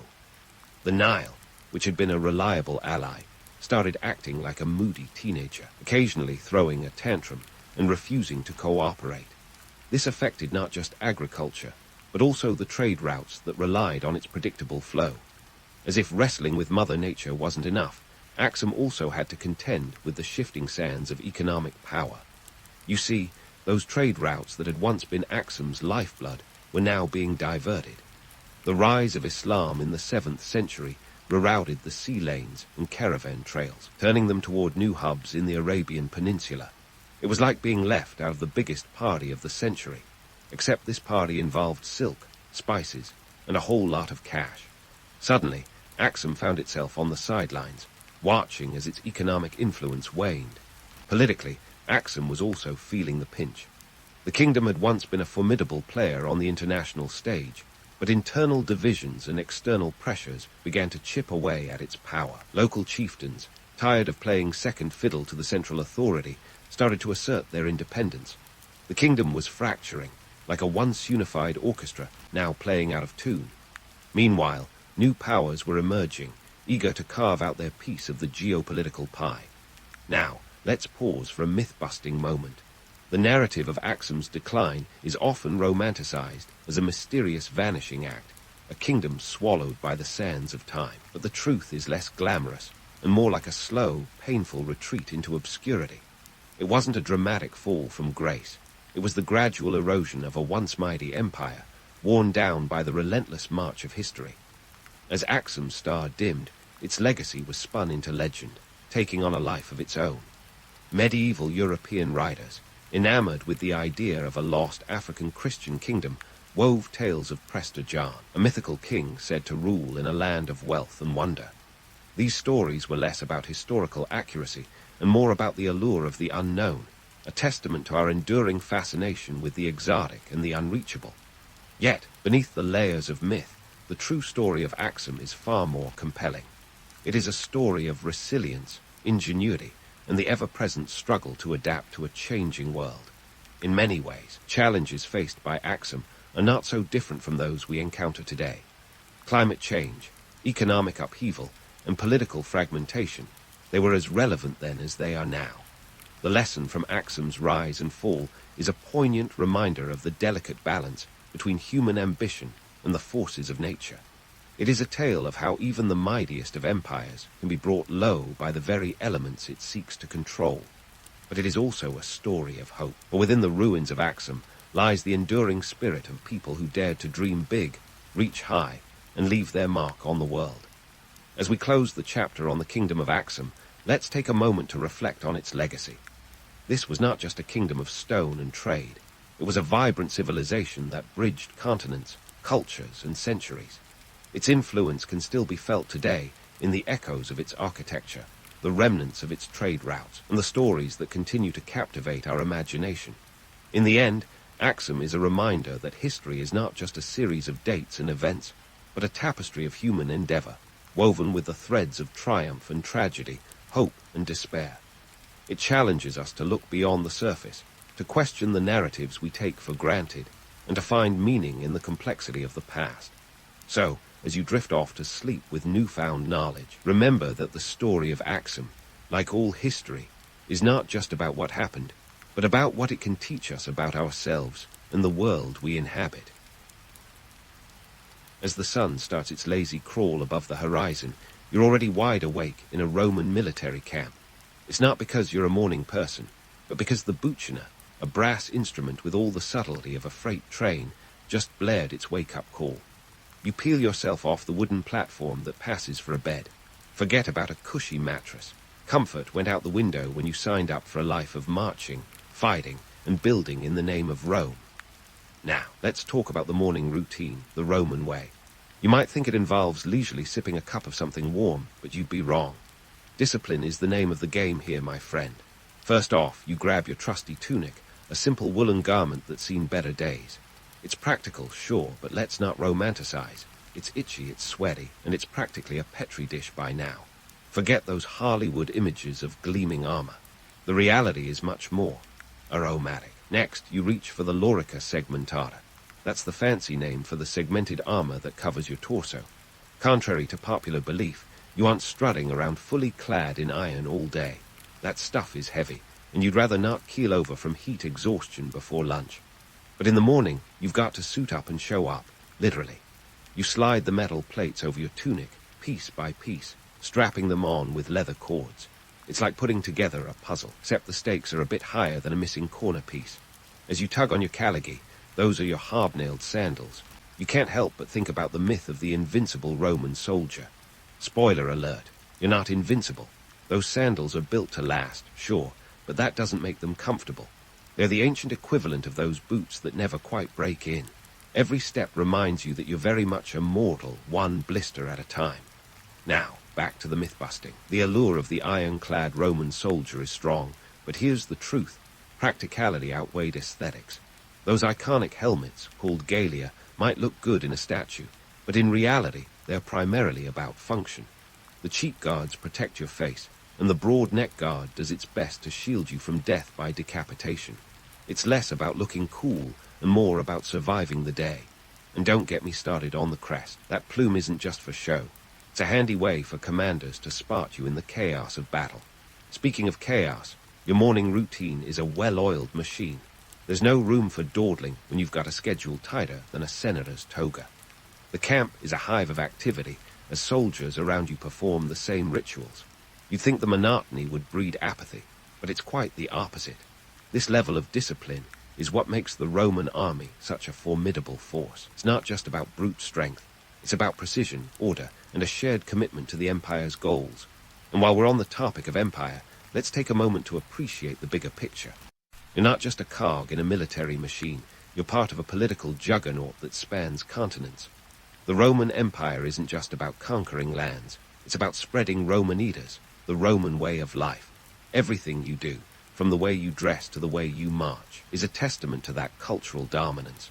So, as you finish suiting up and prepare to face the day, remember that you're carrying the weight of more than just armor. You're shouldering the expectations of an empire, the legacy of countless soldiers before you, and the myths that future generations will tell. But for now, you've got more immediate concerns, like not tripping over your own feet during the morning drill. Because let's face it, glory might be eternal, but embarrassment is a bit more immediate. Speaking of not tripping over your own feet, let's talk breakfast, because nothing says ready for battle like a belly full of pulse. And no, that's not an ancient Roman energy drink. Pulse is porridge, the oatmeal of the ancient world made from spelt or barley. It's the food that fuels a legion, but let's not kid ourselves. It's about as exciting as a toga party at a library. Why pulse, you ask? Well, it's cheap, easy to make, and most importantly, it keeps for a long time without turning into a science experiment.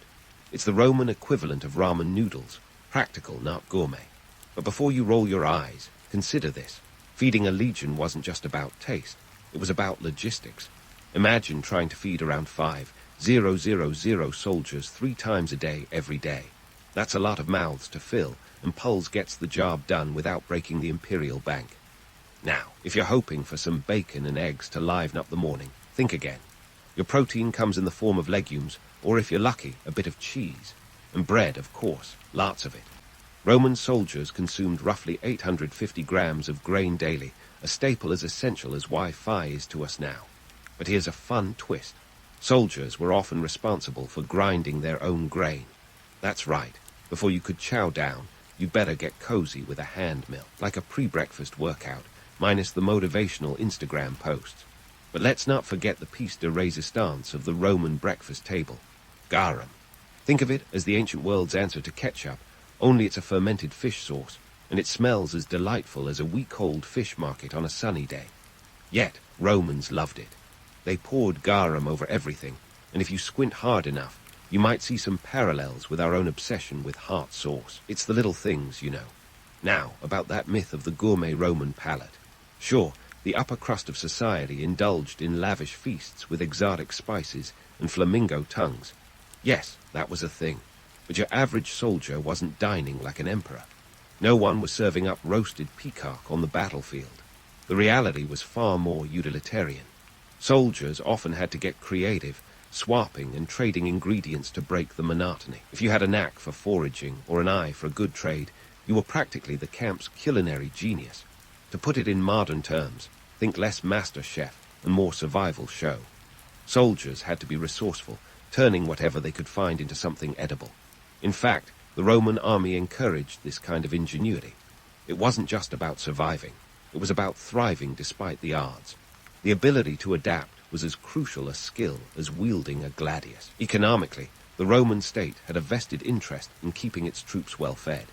A hungry army is a grumpy army, and grumpy soldiers aren't exactly eager to conquer new lands. The Roman logistics system was a marvel of its time, with a supply chain that makes your Amazon Prime deliveries look like snail mail. Grain was shipped from the fertile plains of Egypt and North Africa, and it was the backbone of the Roman military diet. The empire understood that an army marches on its stomach, and they didn't take that lightly. But of course, things didn't always go smoothly. Supply lines could be disrupted, grain could spoil, and sometimes you just ran out. In those cases, soldiers had to rely on local resources, which could be a blessing or a curse, depending on where you were stationed. For example, stationed in Gaul, get ready for a lot of wild boar. In the desert, hope you like dates and water, because that's your menu. So, as you sit there with your bowl of pulse, maybe spiced up with a splash of garum, you're not just eating breakfast. You're participating in a well-oiled machine that sustains an empire. This humble meal is a testament to Roman ingenuity and a reminder of the empire's reach, both geographically and gastronomically. In the grand scheme of things, breakfast in a Roman military camp might not win any culinary awards, but it's a crucial part of the daily grind. It's about sustenance, survival, and a shared experience that binds you to your fellow soldiers. And while it might not be glamorous, it's undeniably effective, just like the Roman army itself. As the sun climbs higher in the sky, you finish your meal, ready to face whatever the day throws at you.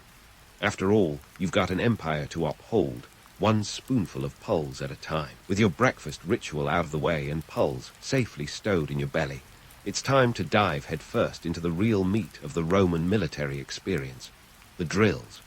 You might think these exercises are just about flexing your muscles and looking impressive in formation, like some ancient version of a synchronized swim team, but with more swords and less water. But hold that thought, because the reality is both less glamorous and more essential than any Hollywood epic would lead you to believe. First up, let's talk about the marching.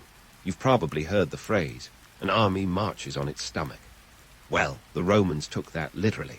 Every day, you and your fellow legionaries would cover a solid 20 Roman miles, a bit over 18 modern ones, at the crack of dawn. And this wasn't just a leisurely stroll through scenic countryside. No, you'd be hauling around 60 pounds of gear, including your shield, armor, weapons, and whatever else you might need to build a mini fort at the end of the day. It's like hiking while carrying your entire apartment on your back. What's the point of all this marching, you ask? Well, besides making sure you could actually reach the battlefield in one piece, it was all about endurance. The Romans understood that battles weren't just won by the strongest or the bravest, but by those who could hold out the longest. When you're in the thick of it, and your lungs are burning, and your legs feel like they're made of lead, that daily grind of marching with 100 pounds of gear starts to pay off. Now, while you're catching your breath, let's debunk a little myth. The ancient world loved to romanticize the idea of the lone warrior, the hero who could take on an army single-handedly. But in reality, the Roman army was more about the collective than the individual. Cohesion was key, and that's where the infamous Roman formations come into play. The testudo, or torus formation, one of the most iconic military maneuvers of the Roman army. Picture this: rows of soldiers, shields locked together in a solid wall of iron and leather, advancing like an unstoppable force. It's the ancient world's answer to a tank. The Romans drilled this maneuver religiously, not just because it looked cool. In battle, it was the ultimate defense against a hail of enemy arrows. But here's the kicker. The testudo required absolute discipline. One wrong move, one soldier out of sync, and the whole formation could crumble. So these exercises weren't just about physical strength. They were about mental toughness and trust. You had to trust the guy next to you to hold his position, to keep his shield up, even when the sky was dark with arrows. And speaking of mental toughness, let's not forget the daily weapon training. Every day you'd practice with your gladius, the short sword that was the Roman soldier's best friend. Unlike those long, unwieldy swords favored by other armies, the gladius was all about efficiency. It was designed for stabbing, not slashing, and in the tight confines of a battlefield, a quick stab could end a fight faster than a dramatic swing. But mastering its use took practice, lots of it. You'd spend hours each day honing your skills, thrusting and parrying against straw dummies, or if you were unlucky, your fellow soldiers. Finally, we've got the javelin, or pilum, which was as much a psychological weapon as a physical one. You see, the pilum was designed to bend upon impact, making it impossible for the enemy to throw it back. The sight of hundreds of these coming toward you was enough to make even the bravest warrior think twice. And just like everything else in the Roman arsenal, using it effectively took practice. You'd spend countless hours perfecting your aim, learning to throw with power and precision. Now, as you might have guessed, all of this training wasn't just about preparing for the next battle. It was about maintaining the legendary discipline that was the backbone of the Roman army. This wasn't Sparta, where the focus was purely on creating warriors. The Roman army was a complex machine, and each soldier was a crucial part of that machine. The drills, the formations, the weapon training, they were all designed to ensure that machine ran smoothly, no matter what. But there's more to the story than just drills and discipline. The Roman military wasn't just a fighting force, it was an engineering marvel. Roman soldiers were as much builders as they were warriors, and that's a big part of what made them so effective. Every time you set up camp, you weren't just pitching tents. You were building a fortified camp, complete with trenches, walls, and watchtowers. And you did it every single night, rain or shine. Why go to all that trouble, you ask? Because a fortified camp was a fortress. It was a place where you could rest, regroup, and prepare for the next day's march or battle. It was a psychological edge, too. Knowing you had a safe haven to return to after a hard day's fighting was a huge morale booster. And, of course, it was a deterrent to any would-be attackers. After all, who wants to mess with a bunch of heavily armed guys behind a mini-fortress? So, as you go through the motions of another day's drills, remember that you're part of something bigger. The Roman army wasn't just about brute force. It was about strategy, discipline, and a relentless drive to succeed. And while it might not always be glamorous, it's undeniably effective. Just like that unassuming bowl of pulse you had for breakfast, it's the foundation of an empire. But the day's not over yet, and there's more to come. As the sun reaches its zenith, you'll head back to camp for a midday meal and maybe a chance to catch your breath. Because in the Roman army, there's no such thing as downtime, just a brief pause before the next drill, the next march, the next step toward glory, and perhaps a little slice of eternity in the annals of history. The midday respite, a brief interlude in the relentless rhythm of Roman military life.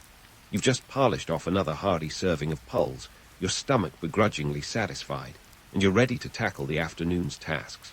Spoiler alert, you won't be lounging around sipping wine like a senator. Instead, it's time to roll up those tunic sleeves and get to work on weapon maintenance and fortification building. Now, let's talk about weapon maintenance, which is as much an art as it is a chore. Remember that gladius you've been training with? Well, it doesn't stay sharp by sheer willpower. You've got to give it some love and attention. Picture a Roman soldier hunched over a whetstone, sweat trickling down his brow as he sharpens his blade to a lethal edge. That's you, my friend. This isn't just about keeping up appearances. A dull sword is as useful as a politician's promise. It's a matter of life and death. Your armor, that trusty lorica segmentata, also demands its share of TLC. Those iron plates don't polish themselves, and rust is the enemy. Imagine the embarrassment of showing up to battle with a suit of armor that looks like it's been salvaged from the bottom of the Tiber. So, you take a rag and some oil and get to work, scrubbing until it shines, or at least doesn't look like a relic from Rome's founding days. But here's the kicker. This maintenance is more than just a personal responsibility. It's a reflection of the Roman military ethos. A well-maintained weapon and armor are symbols of discipline and readiness, the hallmarks of a Roman soldier. In an army that prides itself on order and efficiency, even the smallest detail matters. Switching gears, the afternoon calls for a bit of engineering prowess, something the Romans were famously great at. Picture this. You're standing ankle-deep in dirt, a shovel in hand, helping to construct a new section of the camp's fortifications. This isn't just busy work, it's a strategic necessity. Each Roman camp was a mini-fortress, a marvel of engineering that could be assembled and disassembled with the speed and precision of a modern-day IKEA enthusiast. The camp's fortifications, often made of wood and earth, were crafted with an eye for both function and intimidation. Roman camps were laid out in a grid pattern, a nod to the empire's penchant for order, with every tent and pathway meticulously planned. Each one was surrounded by a ditch or fossa, and an earth wall topped with a wooden palisade. These weren't just defensive measures, they were psychological warfare. Imagine being an enemy scout, creeping up on what you thought was a vulnerable encampment, only to find a fortification that screamed, "Good luck trying to breach this." But why go to such lengths? Because the Roman army wasn't just about winning battles, it was about projecting power. A fortified camp was a statement, a declaration that Rome was here to stay. And let's not forget the economic angle. These fortifications were cost-effective. Wood and earth were readily available, and the labor was, well, free, courtesy of you and your fellow soldiers. It's a testament to Roman ingenuity, how they turned necessity into a strategic advantage. Speaking of economics, let's dive into the cost of keeping this military machine running. The Roman military was an economic engine in its own right, a behemoth that required vast resources to keep chugging along. Take the cost of equipping a soldier, for instance. Outfitting a single legionary with armor, weapons, and other essentials could run up to 1,000 sestertii. For context, that's about 5 times the annual pay of a Roman laborer. Ouch. But the Roman state was nothing if not resourceful. They had a knack for squeezing every last drop of value out of their investments. For example, the lorica segmentata, while costly, was designed for durability and could be repaired rather than replaced. And those sandals you're trudging around in, the caligae, were made to withstand miles of marching. It was all about getting the best bang for your buck, or sestertius, as it were. Now, let's not forget the economic ecosystem surrounding the Roman army. The military wasn't just a consumer of resources. It was a catalyst for economic growth. Wherever the legions went, they stimulated local economies, creating demand for food, materials, and services. Roman military camps were like mini-cities, complete with markets and workshops. They were economic hubs, driving trade and innovation. And let's not overlook the infrastructure. The roads built to move legions became trade routes, knitting the empire together in a web of commerce and connectivity. But here's a little myth-busting for you. The Roman army wasn't just about conquest. Sure, they were experts at expanding the empire's borders, but they were also adept at consolidation. Once the legions had secured a territory, they got to work building roads, bridges, and aqueducts. These projects weren't just about practical needs, they were about legacy. The Romans understood that true power came not just from the sword, but from the ability to shape the world around them. And speaking of shaping the world, let's talk about the legacy of Roman engineering. The structures they built weren't just temporary solutions, they were meant to last. Roman roads, with their meticulous construction and durable materials, crisscrossed the empire like a network of veins, carrying goods, people, and ideas. Even today, you can find remnants of these roads, a testament to their enduring quality. The same goes for Roman fortifications. The principles of Roman military engineering can still be seen in modern military strategy. The idea of a fortified position, of using terrain to one's advantage, is as relevant today as it was 2 millennia ago. The Romans didn't just build for the present, they built for the future. But let's not romanticize it too much. The life of a Roman soldier was tough, and the work was relentless. Those fortifications didn't build themselves. Every shovel of dirt, every timber placed was a reminder of the hard labor and discipline that underpinned Roman military success. It wasn't glamorous, but it was effective.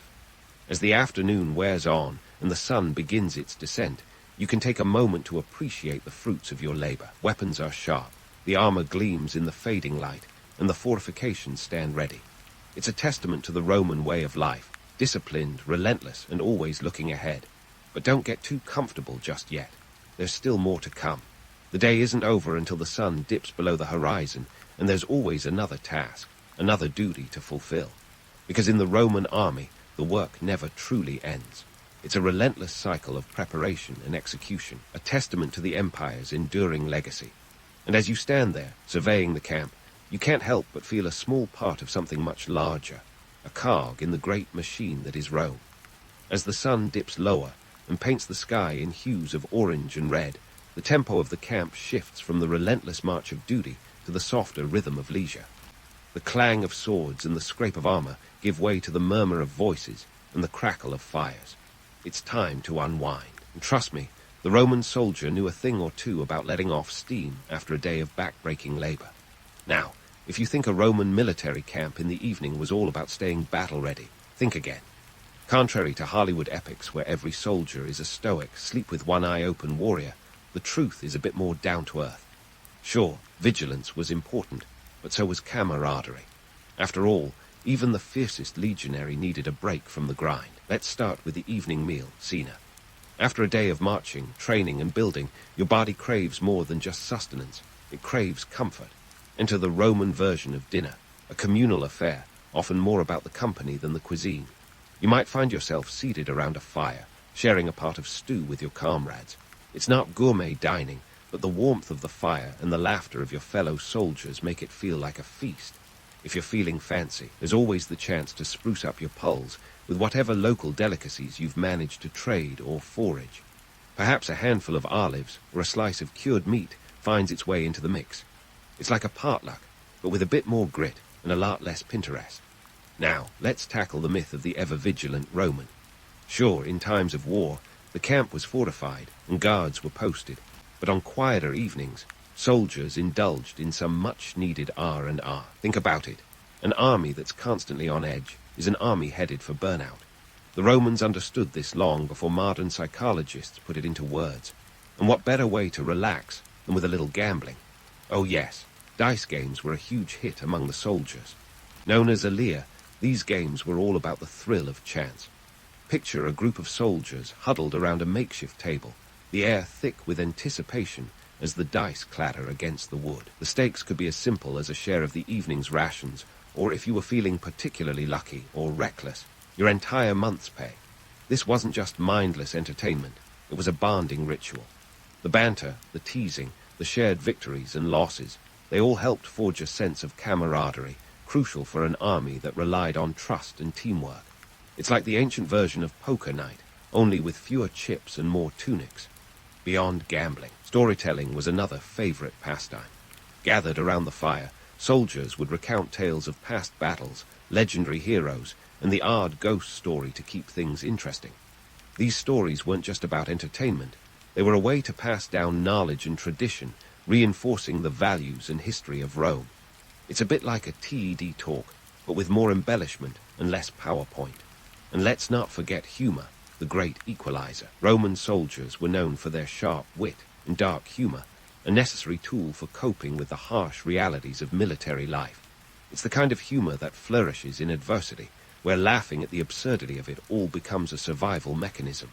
In the words of the Roman poet Juvenal, it is difficult not to write satire. The same could be said for living it. As the evening wears on, the camp settles into a quieter rhythm. The fires burn down to embers, casting a warm glow over the tents and fortifications. The laughter and chatter fade, replaced by the gentle rustling of the night breeze. It's a moment of peace, a chance to reflect on the day's efforts and the empire they serve. And here's where we bust another myth, the idea that Roman soldiers were unfeeling automatons. The reality is far more nuanced. These were men with hopes, fears, and dreams. They were part of a vast machine, yes, but they were also individuals, each with their own story. The evening's camaraderie was a reminder of their shared humanity, a break from the relentless march of duty. Speaking of humanity, let's talk about the broader significance of these nightly rituals. They weren't just a way to pass the time. They were a crucial element of the Roman military success. An army's strength lies not just in its weapons and tactics, but in the morale and cohesion of its soldiers. The Romans, ever pragmatic, understood this well. They knew that a happy, unified army was a formidable one. Economically, this camaraderie had its benefits too. A soldier who felt connected to his comrades and invested in the cause was less likely to desert, reducing the need for costly replacements. It was a savvy investment in human capital, centuries before the term was coined. And let's not overlook the legacy of these social rituals. The barns formed around the campfire, the stories told and retold, and the laughter shared echoed through the ages, shaping the culture of Rome and its military ethos.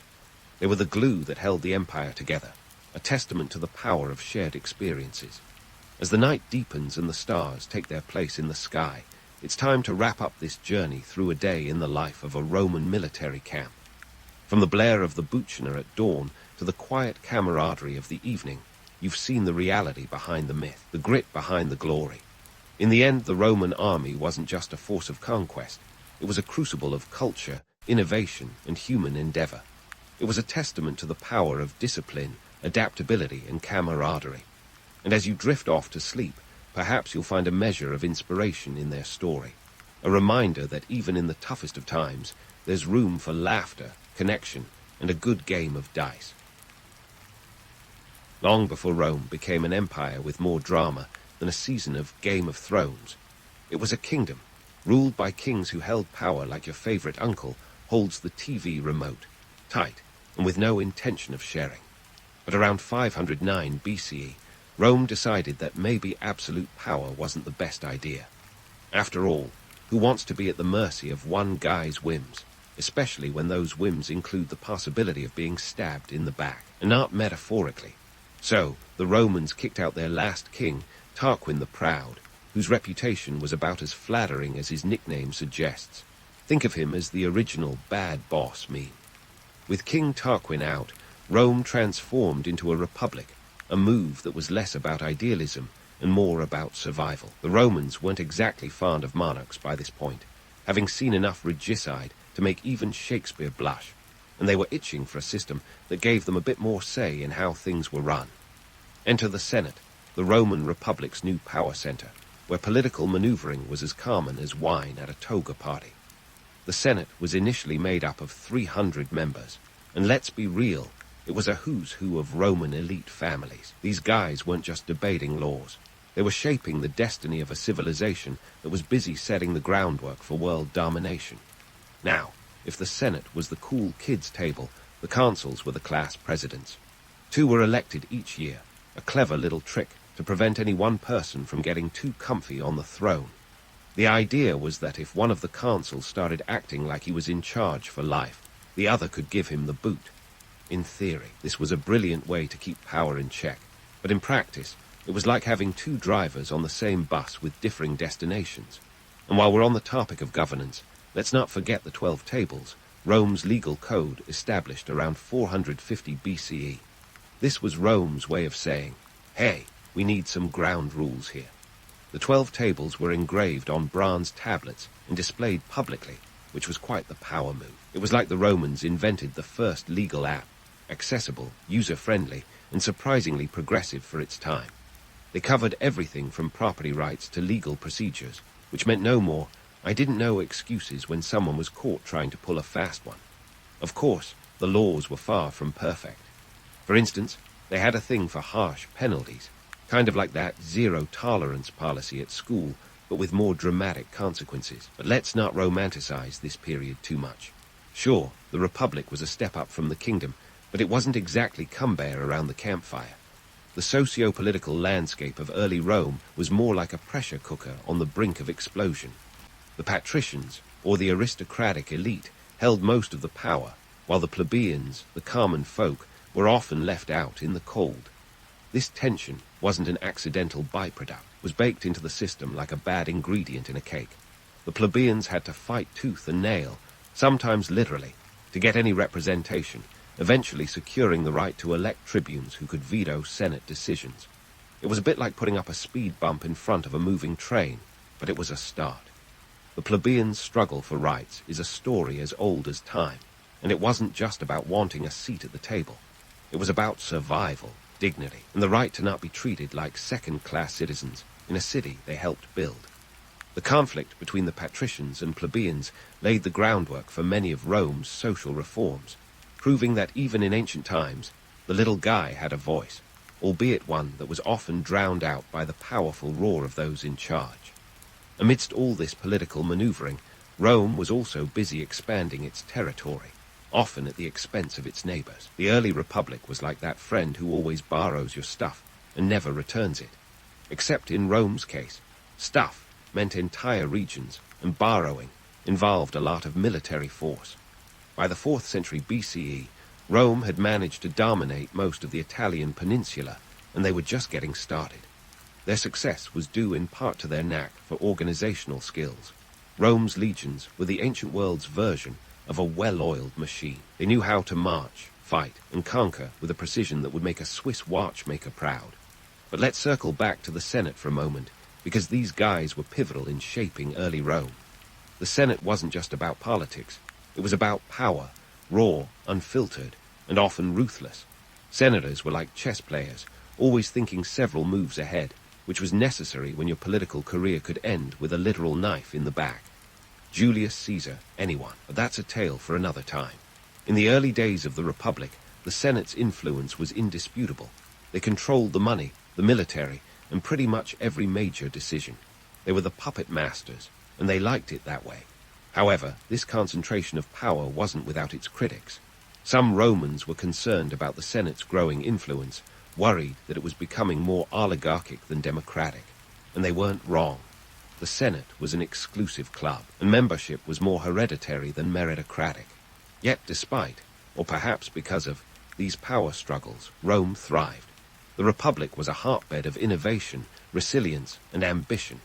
It was a time of great change, where the ideas of citizenship and civic duty were being redefined. Rome was becoming a city that valued not just power, but also the rule of law and the participation of its people, at least in theory. It was this foundation that set the stage for Rome's transformation into an empire, but that's a tale for another time. For now, let's leave the early Republic with the image of a city-state teetering on the brink of greatness. A place where political intrigue was as common as gladiatorial games, and where the seeds of an empire were just starting to take root. Rome was a city of contradictions, a place where the past clashed with the future, creating a legacy that would echo through the ages.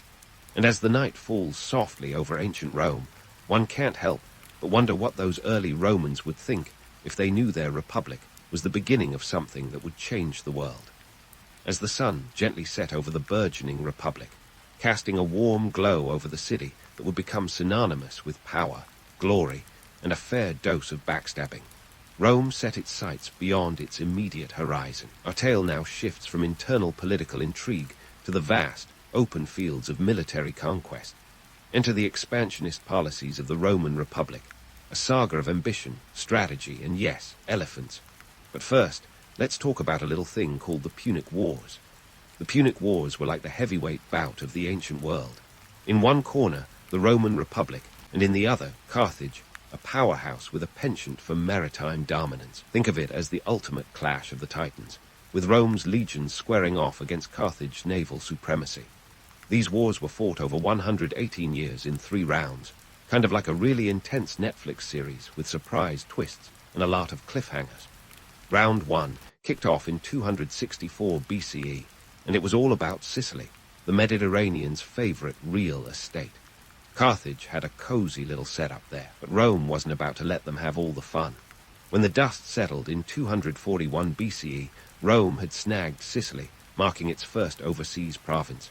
The island became Rome's breadbasket, and let's be honest, who doesn't love a good carb sauce? But this victory came at a cost, a staggering one, 200 ships and countless soldiers. War may be glorious, but it's also a money pit. Round 2, though, is where things get spicy. Enter Hannibal Barca, a Carthaginian general with a flair for the dramatic and a grudge that could fuel 1,000 wars. In 218 BCE, Hannibal did the unthinkable. He took a bunch of elephants, yes elephants, and led them across the Alps. Picture this, an army of pachyderms plodding up icy mountain paths, probably wondering why they left the warm African sun for an Italian ski resort. It was like a scene out of a bizarre nature documentary, but it worked. Hannibal descended into Italy, catching the Romans with their togas down.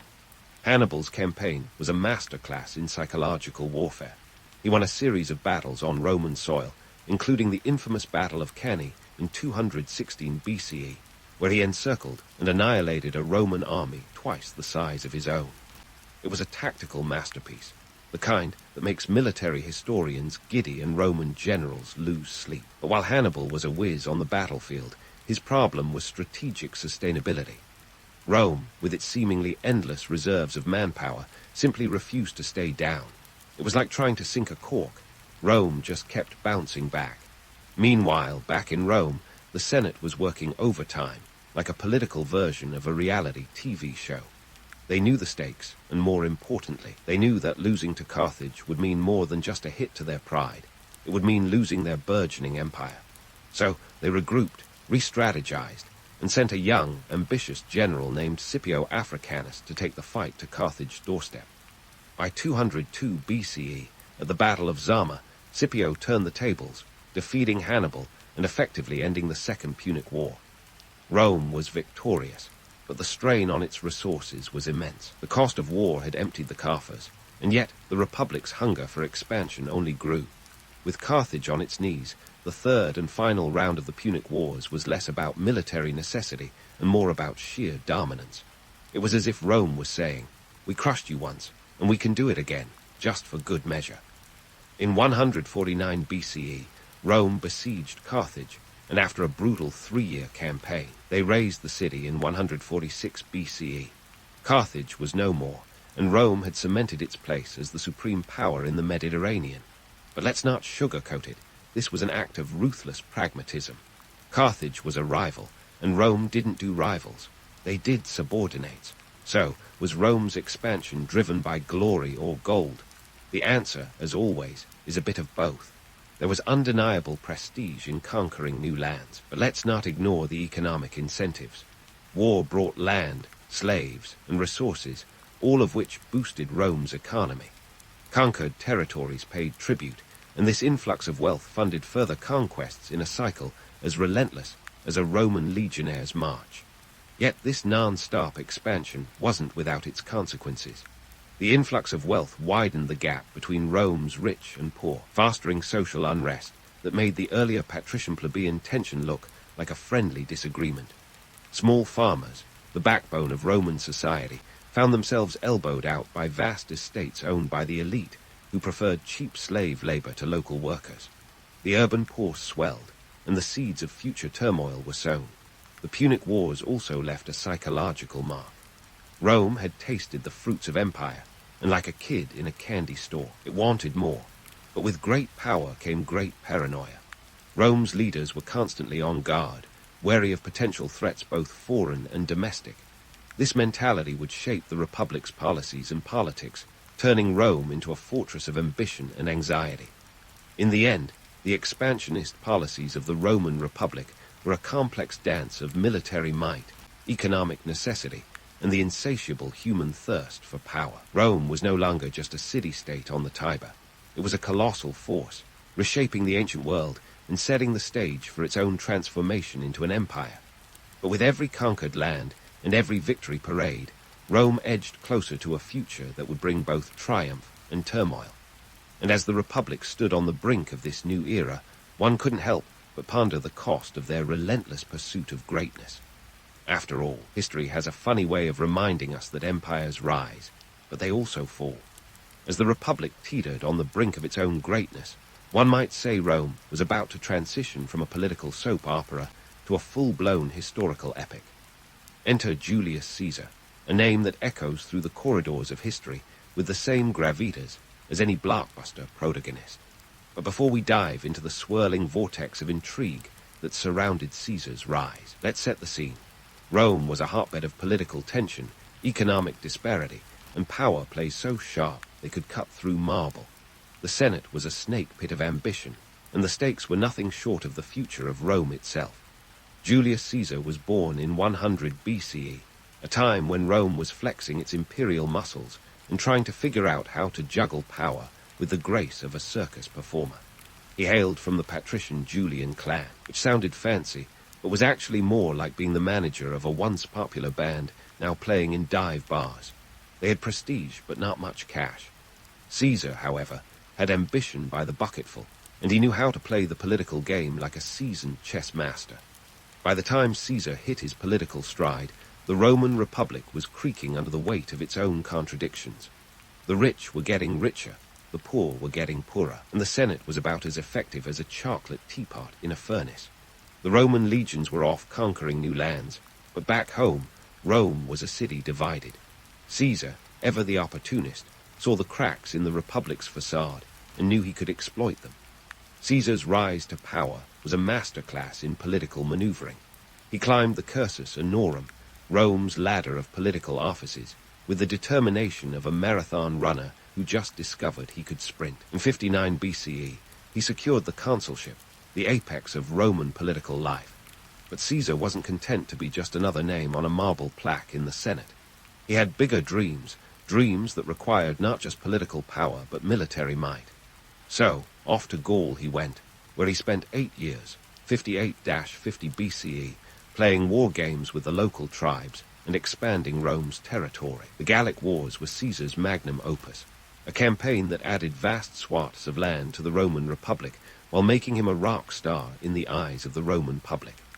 His Commentarii de Bello Gallico, a series of dispatches from the front lines, was less about the facts of war and more about Caesar's own PR campaign. It was like an ancient Twitter feed, filled with self-praise and strategic omissions. By the end of his Gallic gig, Caesar had not only conquered Gaul, but also secured the loyalty of his legions, a loyalty that would soon come in handy. Back in Rome, the Senate was getting antsy. They saw Caesar's growing power as a threat, like a rising tide that could drown them all. The triumvirate, Caesar, Pompey, and Crassus, had been an uneasy alliance from the start, more of a power-sharing agreement than a friendship. But with Crassus dead in 53 BCE, the balance of power shifted. Pompey, once Caesar's ally, now stood with the Senate, eyeing Caesar's accomplishments with a mix of envy and fear. It was a classic case of keep your friends close, but your enemies closer, and Caesar was about to find out just how close his enemies were willing to get. The Senate, feeling brave, ordered Caesar to disband his armies and return to Rome as a private citizen in 50 BCE. It was a bold move, akin to asking a lion to hand over its teeth. Caesar, never one to back down from a challenge, had other plans. In January 49 BCE, he crossed the Rubicon River with his troops, uttering the immortal phrase, Alia iacta est, the die is cast. This wasn't just a geographic crossing, it was a political Rubicon, a point of no return that thrust Rome into a civil war. Caesar's march on Rome was a swift and decisive one. Pompey and the Senate, caught off guard, fled to Greece, leaving Caesar to stroll into the capital as if he were merely returning from a particularly long holiday. The civil war that followed was as inevitable as it was bloody, with battles fought across the Roman world. Caesar vs. Pompey was the ancient equivalent of a heavyweight title fight, with the fate of the Republic hanging in the balance. In 48 BCE, at the Battle of Pharsalus in Greece, Caesar's forces delivered a knockout punch, defeating Pompey's larger army through sheer strategic brilliance. Pompey fled to Egypt, where he met an untimely end, assassinated by agents of the Egyptian court who thought they were doing Caesar a favor. Spoiler alert, Caesar was not amused. He wept at Pompey's death, perhaps aware that his victory had come at the cost of a friendship and the Republic's last defense against his ambition. With Pompey out of the picture, Caesar returned to Rome in triumph, but his challenges were far from over. The Senate, now more of a rubber stamp than a governing body, declared him dictator perpetuo, dictator for life, in 44 BCE. This was the ultimate power grab, a title that rang like a death knell for the Republic. Caesar was a man of contradictions, a populist and a patrician, a reformer and a dictator. He introduced a series of reforms aimed at addressing some of Rome's most pressing issues, from debt relief to the distribution of land to veterans. But these efforts were overshadowed by his consolidation of power, which left many Romans uneasy. The Senate, feeling the chill of Caesar's shadow, was ripe for conspiracy. The Ides of March 15, 44 BCE, was supposed to be just another day in the Roman calendar. But as Shakespeare would later dramatize, it became Caesar's last. As he entered the Senate, a group of disgruntled senators, including his friend Brutus, turned political backstabbing into a literal affair, stabbing Caesar 23 times. Et tu, Brute, became the most famous rhetorical question in history, encapsulating the betrayal and the tragedy of Caesar's fall. So, what's the real story behind the myth? Caesar was a military genius and a political visionary, but he was also a man whose ambition outstripped the Republic's ability to contain it. His life was a testament to the power of charisma and the perils of unchecked authority. He wasn't just a salad dressing. He was a force of nature, reshaping Rome in his image. Yet his assassination didn't save the Republic. Instead, it plunged Rome into further chaos, setting the stage for the rise of the Roman Empire under his heir, Octavian, later known as Augustus. In the end, Caesar's legacy is a complex tapestry of triumph and tragedy, power and paranoia. He was a man who dared to dream, but his dreams turned into Rome's nightmare. As the dust settled on the Ides of March, the Roman Republic lay shattered, and the empire was poised to rise from its ashes. The story was far from over, and the echoes of Caesar's footsteps would resonate through history, guiding Rome into a new era of imperial rule. But that's a tale for another time, as the drama of the Roman Empire was only just beginning. As the dust settled on the Ides of March, Rome found itself staring into the abyss, with the Republic in tatters and its future hanging by a thread. Enter Octavian, Julius Caesar's grandnephew and adopted heir, a young man with more ambition than a reality TV contestant and a knack for playing his cards just right. Octavian, who would later be known as Augustus, wasn't just about picking up the pieces. He was about reinventing the game entirely. Rome, under Augustus, was like a phoenix rising from the ashes, and boy, did it rise. Augustus was a master of spin and spectacle, a real-life PR whiz who knew that power wasn't just about holding the reins, but about controlling the narrative. He ushered in the Pax Romana, a period of relative peace and stability that stretched over 2 centuries, from 27 BCE to 180 CE. But let's not get too misty-eyed about this so-called Roman peace. It was less about harmony and more about Augustus' iron grip on the empire, with a hefty dose of military might to back it up. Augustus had a vision, a Rome that was not only powerful but also beautiful, and what better way to cement his legacy than through architecture? The man was like the Steve Jobs of his era, seeing potential where others saw rubble. Under his rule, Rome became a city of marble, quite literally. The transformation was so impressive that Augustus famously boasted, "I found Rome a city of bricks and left it a city of marble." Talk about a home makeover on steroids. The architectural wonders of Augustus' reign were nothing short of awe-inspiring. The Ara Pacis, or Altar of Peace, was one such marvel, dedicated in 9 BCE. It wasn't just a pretty stone structure, it was a statement. It declared Augustus as the bringer of peace, though the peace often came with a price tag that included subjugation and a strong military presence. Then there was the Pantheon, originally built by Agrippa, Augustus' right-hand man. Although the structure we admire today was rebuilt by Hadrian, the Pantheon stood as a testament to Roman engineering prowess, with its massive dome and oculus, inviting the heavens inside. But let's not gloss over the economic context of all this grandeur. These architectural feats weren't just vanity projects. They were investments in Rome's future, creating jobs and stimulating the economy. Augustus knew that an occupied populace was a content populace, so he kept the public works projects coming. The aqueducts, roads, and forums weren't just about convenience. They were about control, ensuring Rome ran like a well-oiled machine. Now, let's talk about the Colosseum, the Roman Empire's answer to Netflix, but with a lot more blood and fewer remote controls. Although construction began under Vespasian in 70 CE, it was Augustus who laid the groundwork for such spectacles. The Colosseum wasn't just a stadium, it was a social experiment. It seated up to 50,000 spectators, all of whom came for the gladiators and stayed for the animal hunts and naval battles. Yes, you heard right, naval battles. The Romans would flood the arena to reenact famous sea skirmishes, turning the Colosseum into a watery battlefield. It was the ultimate reality show, complete with cheers, jeers, and the occasional thumbs down. The Colosseum tapped into the Roman psyche's darker side, indulging the public's appetite for violence and spectacle. It was bred in circuses, a distraction from the political machinations happening behind the scenes. The games were free, a gift from the emperor to the people, and they served as a pressure valve for societal tensions, a way to keep the masses entertained and docile. But let's not kid ourselves. This wasn't just entertainment, it was propaganda, a reminder of Rome's might and the emperor's benevolence. The Pax Romana, for all its glossy facade, was a time of contradictions. Peace came at the end of a sword, and stability was maintained through a delicate balance of fear and favor. Augustus was a master puppeteer, ensuring that the Senate, now more of a ceremonial body than a governing force, danced to his tune. He cleverly maintained the illusion of republican governance while holding the real power in his hands. It was a constitutional monarchy in all but name, with Augustus as the first among equals. Though let's be real, he was more equal than the rest. Economically, the empire thrived during this golden age.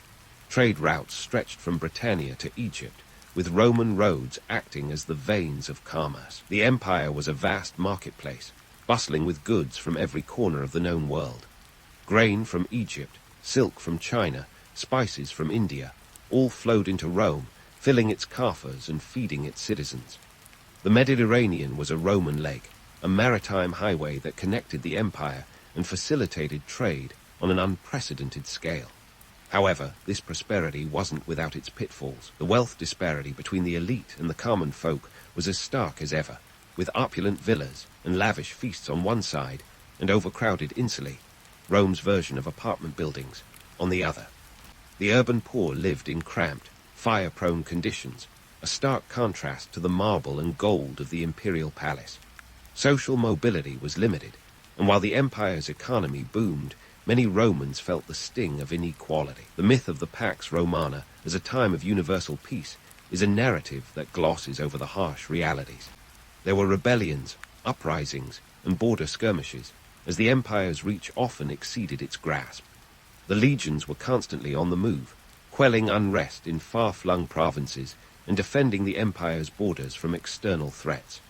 The peace that Augustus promised was more of a controlled chaos, a balancing act that required constant vigilance and a readiness to crush dissent. Yet, despite these challenges, Rome under Augustus thrived. It was a city of contradictions, where the grandeur of its architecture masked the tensions simmering beneath the surface. Augustus was a ruler who understood the power of image, and he wielded it like a master artisan, sculpting an empire out of the chaos of the Republic's fall. His reign set the stage for the Roman Empire's future, a legacy of power, ambition, and a relentless pursuit of greatness.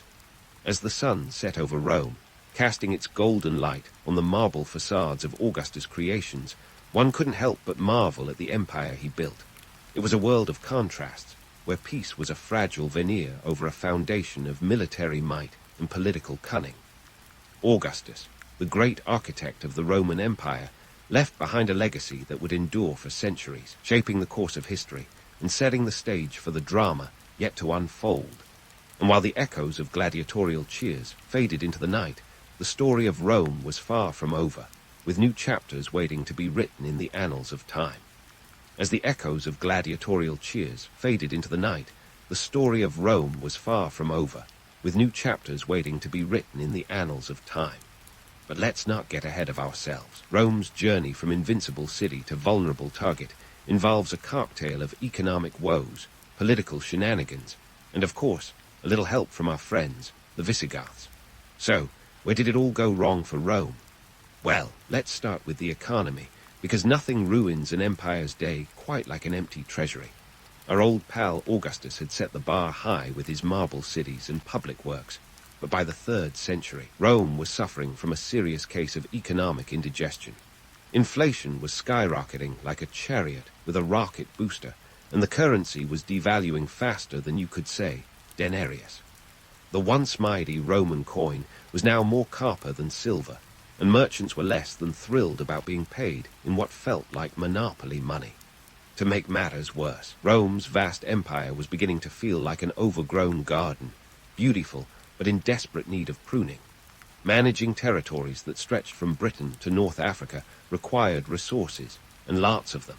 But with tax evasion becoming something of a national sport among the wealthy, the state's coffers were as empty as a gladiator's wineskin after a fight. The government's solution: more taxes and mandatory labor services, which, unsurprisingly, didn't go down well with the already overburdened populace.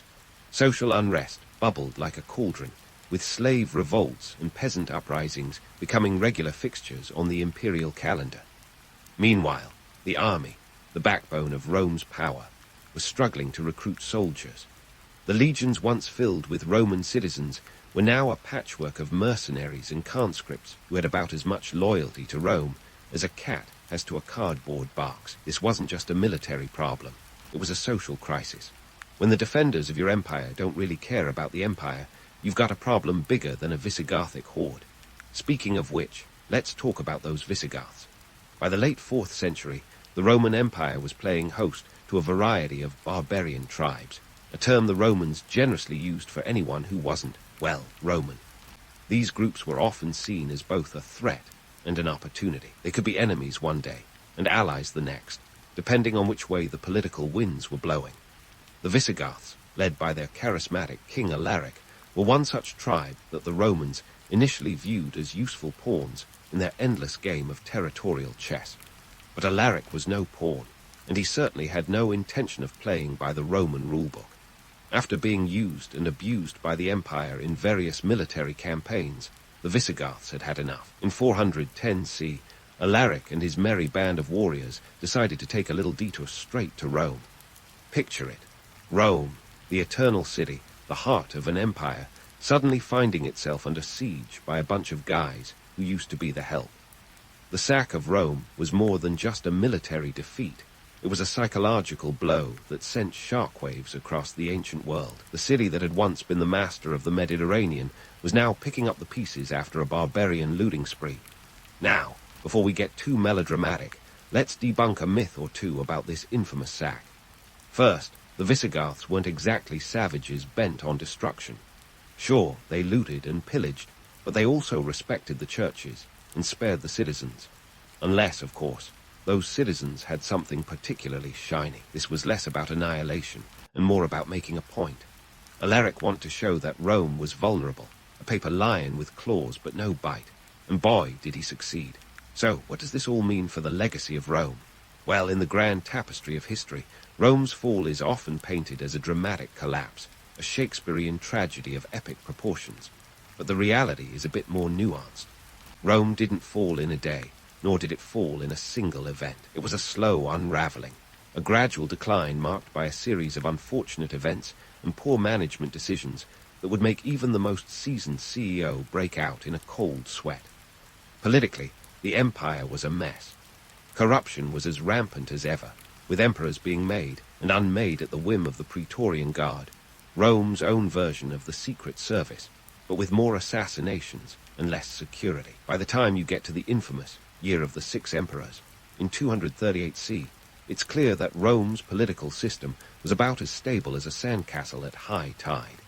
Emperors came and went, some lasting mere months, others longer, but few leaving any real mark beyond their own tombstones. Amidst this chaos, the Western Roman Empire officially gasped its last in 476 CE, when the last emperor, Romulus Augustulus, was deposed by the Germanic chieftain Odoacer. But let's not kid ourselves.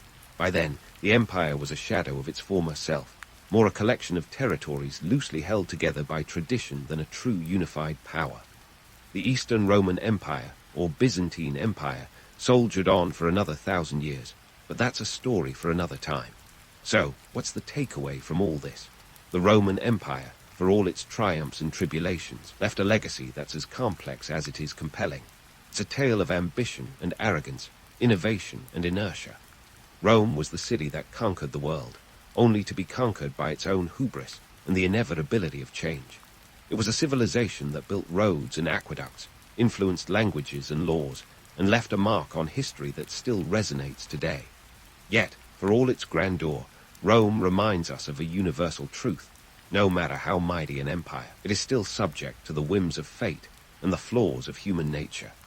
The legend of Rome is one of both glory and caution, a reminder that even the greatest of civilizations can fall when they forget the foundations upon which they were built. And so, as we close the chapter on the Roman Empire, let's raise a metaphorical glass to those ancient Romans who dared to dream big, even if their dreams sometimes outpaced reality. Their story is a testament to the enduring power of human ambition and the eternal dance between legacy and reality.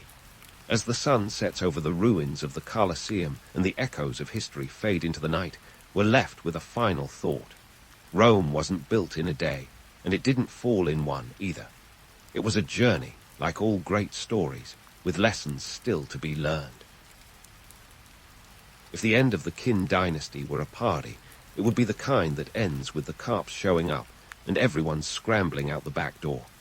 Around 207 BC, China was in a state of glorious chaos. The Qin, who had managed to unite the warring states just a few decades earlier, were now the rulers everyone loved to hate. Heavy taxes and forced labor on grandiose projects like the Great Wall had the populace wishing for anything but another Qin emperor. It was as if someone took the worst parts of Monday mornings and made them government policy. Now, it wasn't just the oppressive laws and back-breaking work that made the Qin regime as popular as a root canal. Their legalism approach was all about order, but they forgot to add a sprinkle of humanity. If you accidentally broke a law, you might lose your nose or, worse, your head. This was a time when the penalty for even minor infractions was enough to make a person want to start a revolution, or at least grumble loudly about it. Enter Liu Bang, a former peasant with the kind of leadership skills that could charm the birds out of the trees, or at least convince a bunch of disillusioned soldiers to follow him. Liu Bang was the man of the moment, and he had a knack for being in the right place at the right time. While he didn't come from a noble family, he knew how to rally support and play his cards well in this high-stakes Game of Thrones. His ability to navigate the political minefield was nothing short of legendary. On the other side of the arena, we had Xiang Yu, a general whose resume read like a warrior's dream, strong, ambitious, and with a family lineage as impressive as his battle tactics. Xiang Yu was the kind of guy who seemed born for the role of a military powerhouse. If Liu Bang was the underdog, Xiang Yu was the heavyweight champion ready to defend his title. As the Qin dynasty crumbled, Liu Bang and Xiang Yu found themselves in a showdown that would make the most epic sports rivalries look like friendly games of checkers. They were the Lennon and McCartney of ancient Chinese power struggles, except with more swords and fewer catchy tunes. Their rivalry reached a crescendo at the Battle of Gaixia in 202 BC, where the future of China was decided not by diplomacy, but by the clang of metal and the cries of soldiers. The Battle of Gaixia was a turning point. Picture this. Liu Bang's forces were outnumbered and outgunned, but he had a secret weapon, psychological warfare. In a move that would make Sun Tzu proud, Liu Bang's strategist, Han Xin, orchestrated a musical ambush. They surrounded Xiang Yu's camp with the haunting sounds of Chu songs, the tunes of Xiang Yu's homeland. This was the ancient equivalent of playing a breakup song on repeat, and it worked like a charm. Xiang Yu's troops, homesick and demoralized, started deserting faster than you could say, dynastic change. Xiang Yu, realizing the game was up, chose a dramatic exit befitting his larger-than-life persona. He took his own life, and with that, the path was cleared for Liu Bang to establish the Han Dynasty. Liu Bang's rise was like the ultimate rags-to-riches story, except with more bloodshed and fewer fairy godmothers. He went from a commoner to the first emperor of the Han Dynasty, a reign that would last over 4 centuries and shape the future of China in ways the Qin could only dream of.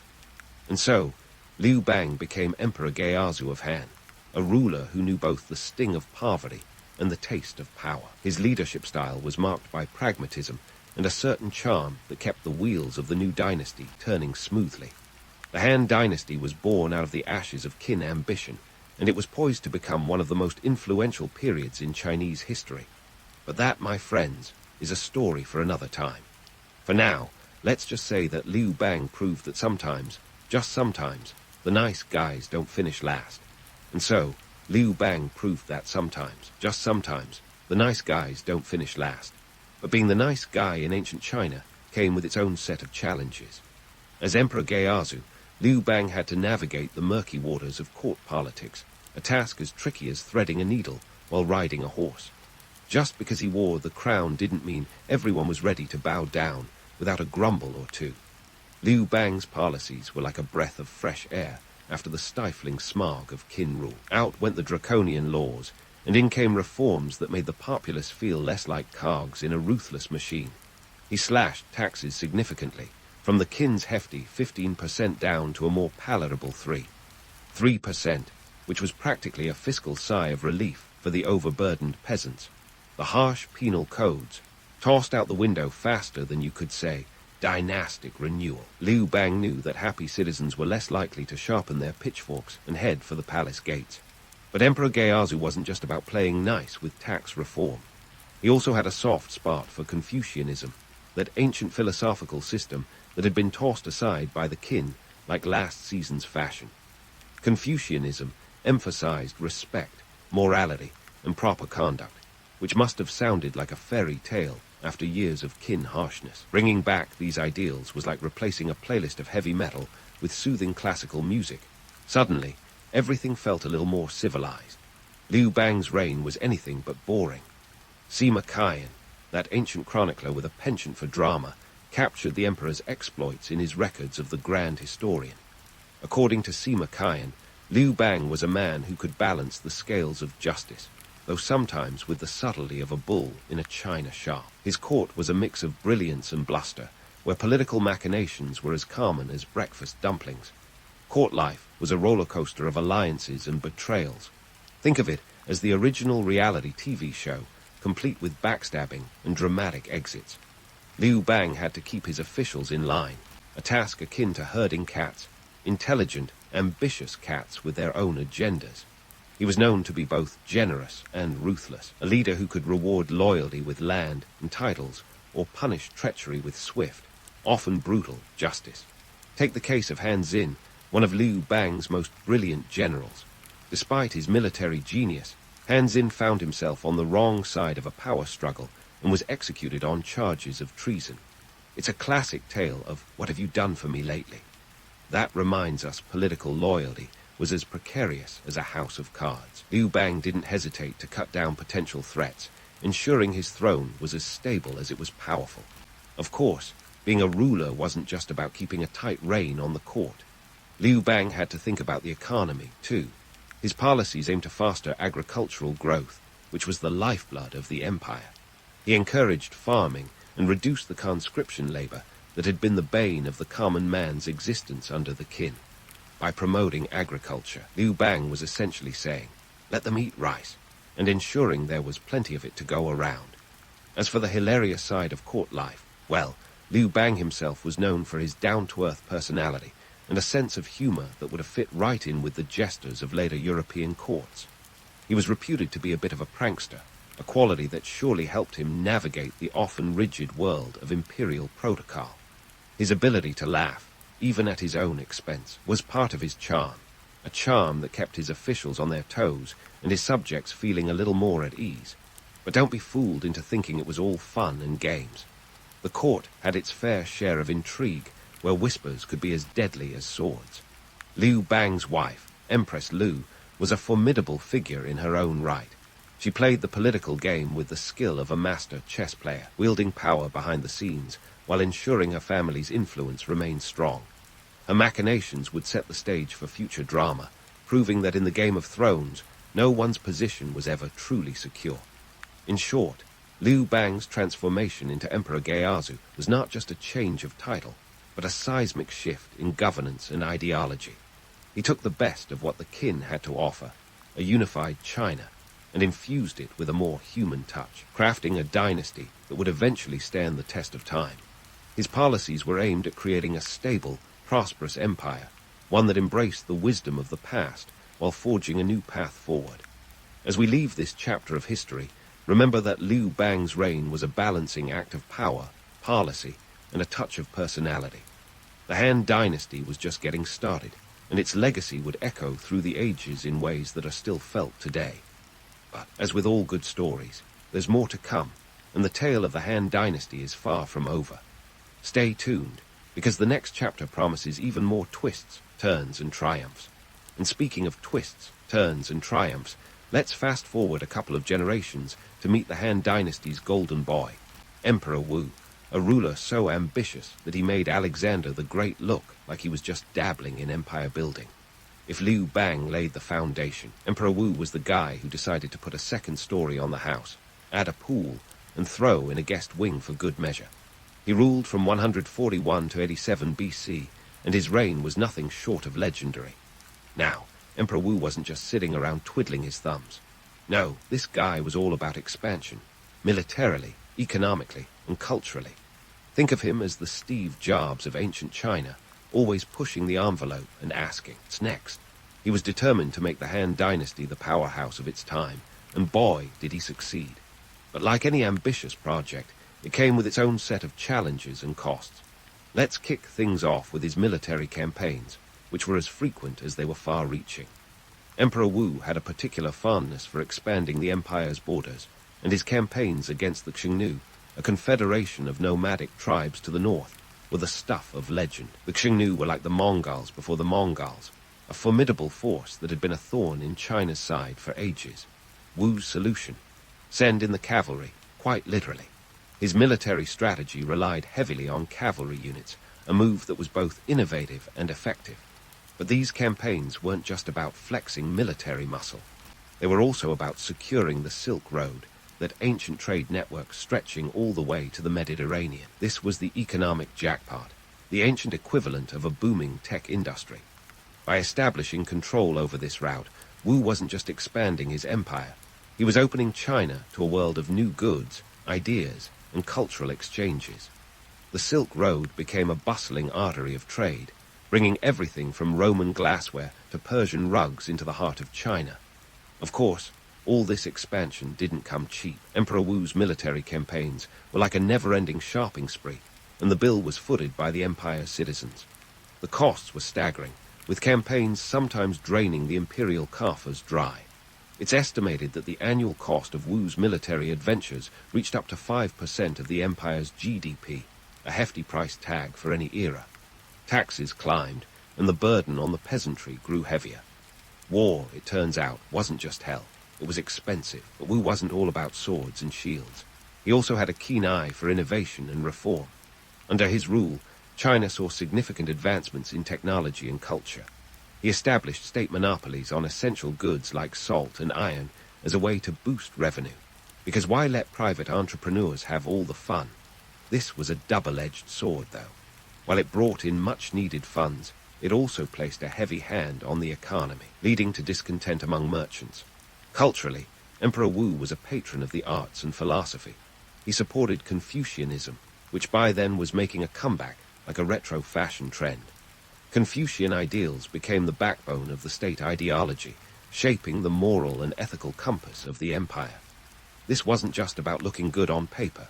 Confucianism helped stabilize the bureaucracy and create a more unified identity across the vast empire. Speaking of identity, Wu's reign also saw the emergence of the Han Chinese identity, which is still a cornerstone of Chinese culture today. His era was a melting pot of ideas and influences, with the Silk Road acting as the conduit for this cultural exchange.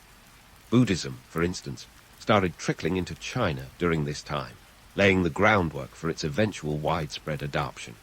But let's not get too caught up in the romance of it all. The reality was that Emperor Wu's relentless pursuit of expansion put a considerable strain on the empire. The common people bore the brunt of these ambitions, with increased taxes and conscription taking a toll on their livelihoods. The romantic notion of an ever-expanding empire glosses over the harsh realities faced by those who lived under its rule. And then there were the political machinations. Wu's court was a hotbed of intrigue, with power struggles and betrayals as common as the morning rice porridge. His reign was marked by purges and executions as Wu sought to consolidate his power and eliminate threats. It was a game of thrones, ancient Chinese style, where even the slightest misstep could lead to a swift and brutal downfall. Despite these challenges, Emperor Wu's legacy is undeniable. He transformed the Han Dynasty into an empire that was both a military powerhouse and a cultural beacon. His reign set the stage for centuries of Chinese history, influencing everything from governance to international trade. Yet, it's essential to remember that this golden age came at a cost, a lesson as relevant today as it was over 2 millennia ago. As we wrap up this chapter, keep in mind that the story of the Han Dynasty is far from over. Emperor Wu might have been a visionary, but his ambitions also left the empire with a hefty tab. The Han Dynasty would continue to evolve, facing new challenges and opportunities in the years to come. So, stay tuned as we delve deeper into the twists and turns of this fascinating period. There's more to uncover, and you won't want to miss a moment of it. As Emperor Wu's grand ambitions left their mark on the Han Dynasty, the empire continued to wrestle with the weight of its own success. With the ink barely dry on Wu's legacy, the Han found itself grappling with internal challenges that would make even the most seasoned politician break out in a cold sweat. Power struggles within the imperial family were as common as dumplings at a Chinese New Year feast, and bureaucratic corruption seemed as inevitable as the Great Wall was long. Imagine the scene. A dynasty stretched across millions of square kilometers, with a population hovering around 60 million souls. That's a lot of people to keep happy, particularly when the folks in charge are more occupied with palace intrigue than public welfare. The imperial court was a veritable beehive of ambition, where family ties were both a blessing and a curse. Emperors faced the delicate balancing act of keeping both their relatives and their bureaucrats in line, a task about as easy as trying to juggle flaming swords. Enter Empress Liu Bang's widow, whose political prowess was matched only by her ruthlessness. Her reign as Empress Dowager showed that behind every great man there might just be a woman with a sharper set of knives. She wielded power with the finesse of a seasoned chess master, but her heavy-handed tactics left a trail of political corpses in her wake. Her obsession with securing her family's legacy led to a series of purges that made the court feel like a revolving door of conspiracies. And the bureaucracy, well, let's just say that if corruption were an Olympic sport, the Han bureaucrats would have been gold medalists. Tax collectors were notorious for skimming off the top, and officials often took bribes like it was a national pastime. The system was rotten from the inside, and everyone knew it. The bureaucrats were supposed to be the empire's backbone, but instead, they were more like a dodgy foundation, threatening to collapse at any moment. Amidst this tangled web of power plays and corruption, the Han Dynasty faced an even greater challenge: the Yellow Turban Rebellion. This peasant uprising, spanning from 184 to 205 AD, was the historical equivalent of a massive earthquake, signaling the cracks within the empire. The Yellow Turbans, named for the headgear they wore, were led by Zhang Ju, a charismatic leader with a penchant for Taoism and a fiery brand of populism. Zhang Ju harnessed the discontent simmering among the peasantry, who were fed up with the heavy taxation and endless conscription. His message resonated like a rallying cry across the land. The world was out of balance, and the Han had lost the mandate of heaven. It was a powerful narrative, one that tapped into the deep-seated frustrations of a population that felt crushed under the weight of imperial ambition. The rebellion spread like wildfire, with hundreds of thousands of peasants joining the cause. It was a logistical nightmare for the Han government, which struggled to contain the uprising amidst its own internal chaos. The Yellow Turbans were like the ancient world's version of a grassroots movement gone viral, and the Han's response was as clumsy as it was brutal. The rebellion was eventually quashed, but it left the empire severely weakened, its resources depleted, and its vulnerabilities exposed for all to see. The irony of the Han Dynasty's supposed golden age is that while it was a period of cultural and technological flourishing, it was also a time of profound societal tension. The empire's prosperity was a double-edged sword, with wealth concentrated in the hands of a few, while the masses struggled to make ends meet. It was a tale as old as time, the rich getting richer, while the poor bore the brunt of their rulers' excesses. The reality beneath the gilded surface was that the Han's bureaucratic machine was riddled with inefficiencies, and its leadership often seemed more concerned with maintaining power than addressing the root causes of unrest. The Yellow Turban Rebellion was a symptom of a deeper malaise, one that highlighted the growing disconnect between the ruling elite and the people they governed. Modern parallels are hard to ignore. Just as today's societies grapple with economic inequality and political corruption, so too did the Han Dynasty struggle with the same issues. The romanticized view of a golden age is always tempting, but history reminds us that beneath the glossy veneer often lies a more complex and uncomfortable truth. The Han Dynasty was no exception, its story a blend of triumph and tragedy, innovation and exploitation. As we delve further into this fascinating era, it's clear that the Han's challenges were far from over. The seeds of decline had been sown, and the empire would continue to face new trials as it navigated the treacherous waters of its own making. The myth of the Han's golden age may endure, but the reality is a reminder that even the mightiest empires are only as strong as the foundation upon which they stand. Stay tuned for the next chapter, where we'll uncover the continuing saga of the Han Dynasty, a tale of ambition, adversity, and the relentless march of history. There's more to come, and you won't want to miss a moment of it. The Han Dynasty's narrative, much like a gripping drama, was far from reaching its final act. Amidst the tumultuous backdrop of rebellion and corruption, nature itself seemed to conspire against the empire. A series of natural disasters played havoc with the already strained resources. Floods, droughts, and plagues were not just background noise. They were a cacophony that threatened to drown the empire's future. Imagine this. The Yellow River, known affectionately as China's Sorrow, decided to live up to its nickname with regular floods that would make even Noah consider his ark-building options. These floods were not just inconveniences. They were catastrophic events that displaced millions, destroyed crops, and left famine in their wake. The Han administration, already wobbling on its heels, was ill-equipped to handle such relentless pummeling from Mother Nature. To add insult to injury, locust swarms periodically descended upon what little was left of the harvest, turning fields into barren landscapes that resembled more of a lunar surface than fertile farmland. If nature was a hammer, external pressures were the anvil. The Xiongnu, who had been a consistent thorn in the Han side, now found themselves in a stronger position to exploit the empire's vulnerabilities. The nomadic confederation seized the opportunity to launch raids, stretching the Han's military defenses thin. These incursions were costly, not just in terms of resources, but in the erosion of the Han's once formidable reputation. The Silk Road, that vital artery of commerce, became increasingly treacherous as traders found themselves at the mercy of marauding bands. The empire was stretched like a rubber band pulled to its limits, and the tension was palpable.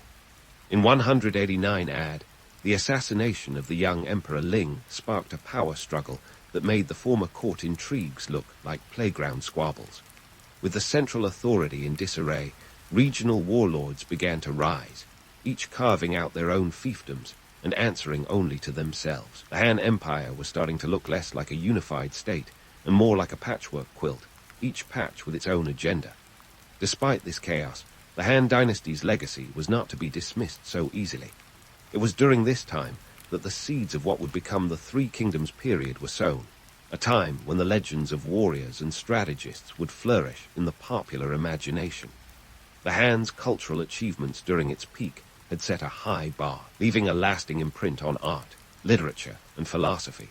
Confucianism, once a mere thread in the fabric of Chinese thought, had now become the whole tapestry, influencing governance and societal norms for centuries to come. But let's not get too swept away by the romanticism. The idea of the Han as an infallible golden age is like believing in a fairy tale when the reality was much grittier. Sure, it was a time of innovation and cultural blossoming, but it was also an era marked by inequality, suffering, and the brutal realities of imperial ambition. The mandate of heaven, that ancient Chinese concept of divine endorsement, seemed more like a convenient political tool than a genuine celestial seal of approval. And then there was the looming shadow of overreach, a cautionary tale that resonates to this day. The Han Empire, much like a modern corporation that grows too big too fast, found itself unable to sustain its own weight. Its downfall wasn't a single dramatic event, but a slow unraveling, a death by 1,000 cuts. The internal rot was as much a factor as external pressures, a reminder that empires can crumble not just from the blows dealt by enemies, but by the cracks within their own foundations. So what can we take away from the Han Dynasty's rise and fall?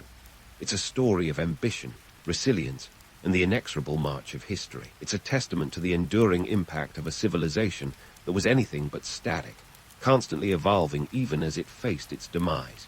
The Han's legacy is a complex tapestry, woven with threads of both triumph and failure. It's a narrative that reminds us of the duality of human nature, the capacity for greatness, and the propensity for self-destruction. As we close the chapter on the Han Dynasty, let's appreciate the lessons it offers. The allure of power and expansion, the pitfalls of corruption and neglect, and the enduring influence of cultural achievements are themes as relevant today as they were 2 millennia ago. History might not repeat itself exactly, but it certainly rhymes. So, as we look back, let's not just see an ancient empire. Let's see ourselves reflected in its story, learning from its successes and failures, its myths and its realities.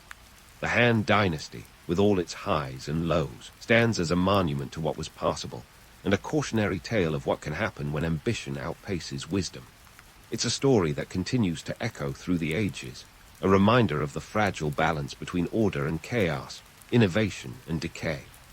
And as we turn the page, we carry with us the rich legacy of a civilization that, despite its fall, laid the groundwork for the future of China, and in many ways, the world.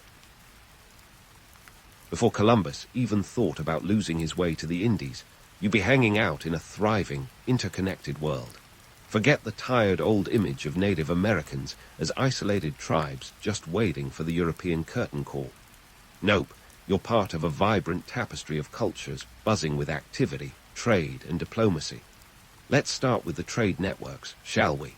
Because, surprise, surprise, people were already doing business long before the Europeans put two continents on the same map. First off, you've got the Mississippian culture, which is basically the Nasdaq of pre-Columbian North America. Centered around Cahokia, think ancient Manhattan, but with more mounds and fewer skyscrapers. It's a bustling hub of trade and politics. Cahokia, near present-day St. Louis, was home to around 20,000 people at its peak in the 12th century. That's about the size of medieval London, folks. Not too shabby for a civilization that supposedly didn't exist until Columbus sailed the ocean blue, right? Trade routes crisscrossed the continent like the veins of a living organism, spanning distances that would make your Fitbit shake in its shoes. From the Great Lakes to the Gulf of Mexico, and the Rockies to the Atlantic Ocean, these routes carry everything from copper to shells, obsidian to pottery. You're not just swapping goods, you're sharing ideas, technology, and culture. Picture turquoise stones from New Mexico adorning a necklace in Ohio, or copper from the Great Lakes turning into jewelry in the Southeast. That's some serious supply chain management, folks. And let's not forget the political alliances. These aren't just casual acquaintances. These are sophisticated networks of power and influence. The Iroquois Confederacy is a prime example, a political powerhouse born in the 15th century and still kicking when the Europeans showed up. It's a union that Benjamin Franklin reportedly admired, hinting that maybe, just maybe, the founding fathers didn't invent democracy from scratch after all. The Iroquois called it the Great Law of Peace, which, unlike its European counterparts, wasn't just about the absence of war, but about maintaining harmony and balance. Revolutionary concept. Resource management is another area where you'd be ahead of your time. Picture this. The Hohokam in the southwest built complex irrigation systems to support their agriculture. They didn't just survive in the desert. They thrived, cultivating crops like corn, beans, and squash. These irrigation systems spanned over 500 miles. Just a casual afternoon stroll, right? Meanwhile, the ancestral Pueblones, formerly known as the Anasazi, created architectural wonders like the cliff dwellings at Mesa Verde. These aren't just random rock piles. They're meticulously planned communities with an eye for both defense and aesthetics. Now, let's tackle some myths. There's this romantic notion that pre-contact Native Americans lived in perfect harmony with nature. While it's a nice thought, the reality is a bit more complex. Sure, there was a deep respect for the environment, but there were also strategic burns, hunting, and agriculture that shaped ecosystems. It's not about living in untouched wilderness. It's about managing the land with an understanding of its cycles and resources. They knew that sustainability wasn't just a trendy buzzword, it was survival. And speaking of myths, the idea that Native Americans were static until European contact is just plain wrong. Cultures were dynamic, adapting to environmental changes, population pressures, and new technologies. The introduction of the bow and arrow around 500 CE revolutionized hunting and warfare, much like the smartphone transformed modern life. Change was constant, innovation was real, and they didn't need a ship full of Europeans to get the ball rolling. So, here you are, standing in a world that's anything but waiting for a European savior. It's a world of complex societies, thriving trade, and intricate alliances, a world where you're part of a sophisticated network stretching across the continent, where the land is both friend and challenge. As you drift off to sleep, remember that history is more than the stories we've been told. It's the lives lived, the choices made, and the legacies left behind. And in this world, you're not just surviving, you're thriving. So here you are, standing in a world that's anything but waiting for a European savior. But then, the horizon spits out a few ships, and with them come the Europeans, who are about to experience what you might call an awkward first date of epic proportions. Imagine the scene, the Taino people in the Caribbean, casually going about their day, when suddenly, here comes Columbus, sailing in like he's just discovered the latest trending vacation spot. Columbus and his crew were the original bumbling tourists. They arrive with a mix of desperation and delusion, expecting a fast track to Asia, only to find themselves in what they called the New World. Spoiler alert, it wasn't new, and it wasn't theirs to discover. The Taino, who had been thriving on the islands for centuries, were probably thinking, who invited these guys? Yet, Despite the initial shock of these strange newcomers, the Taino engaged with them through diplomacy and trade.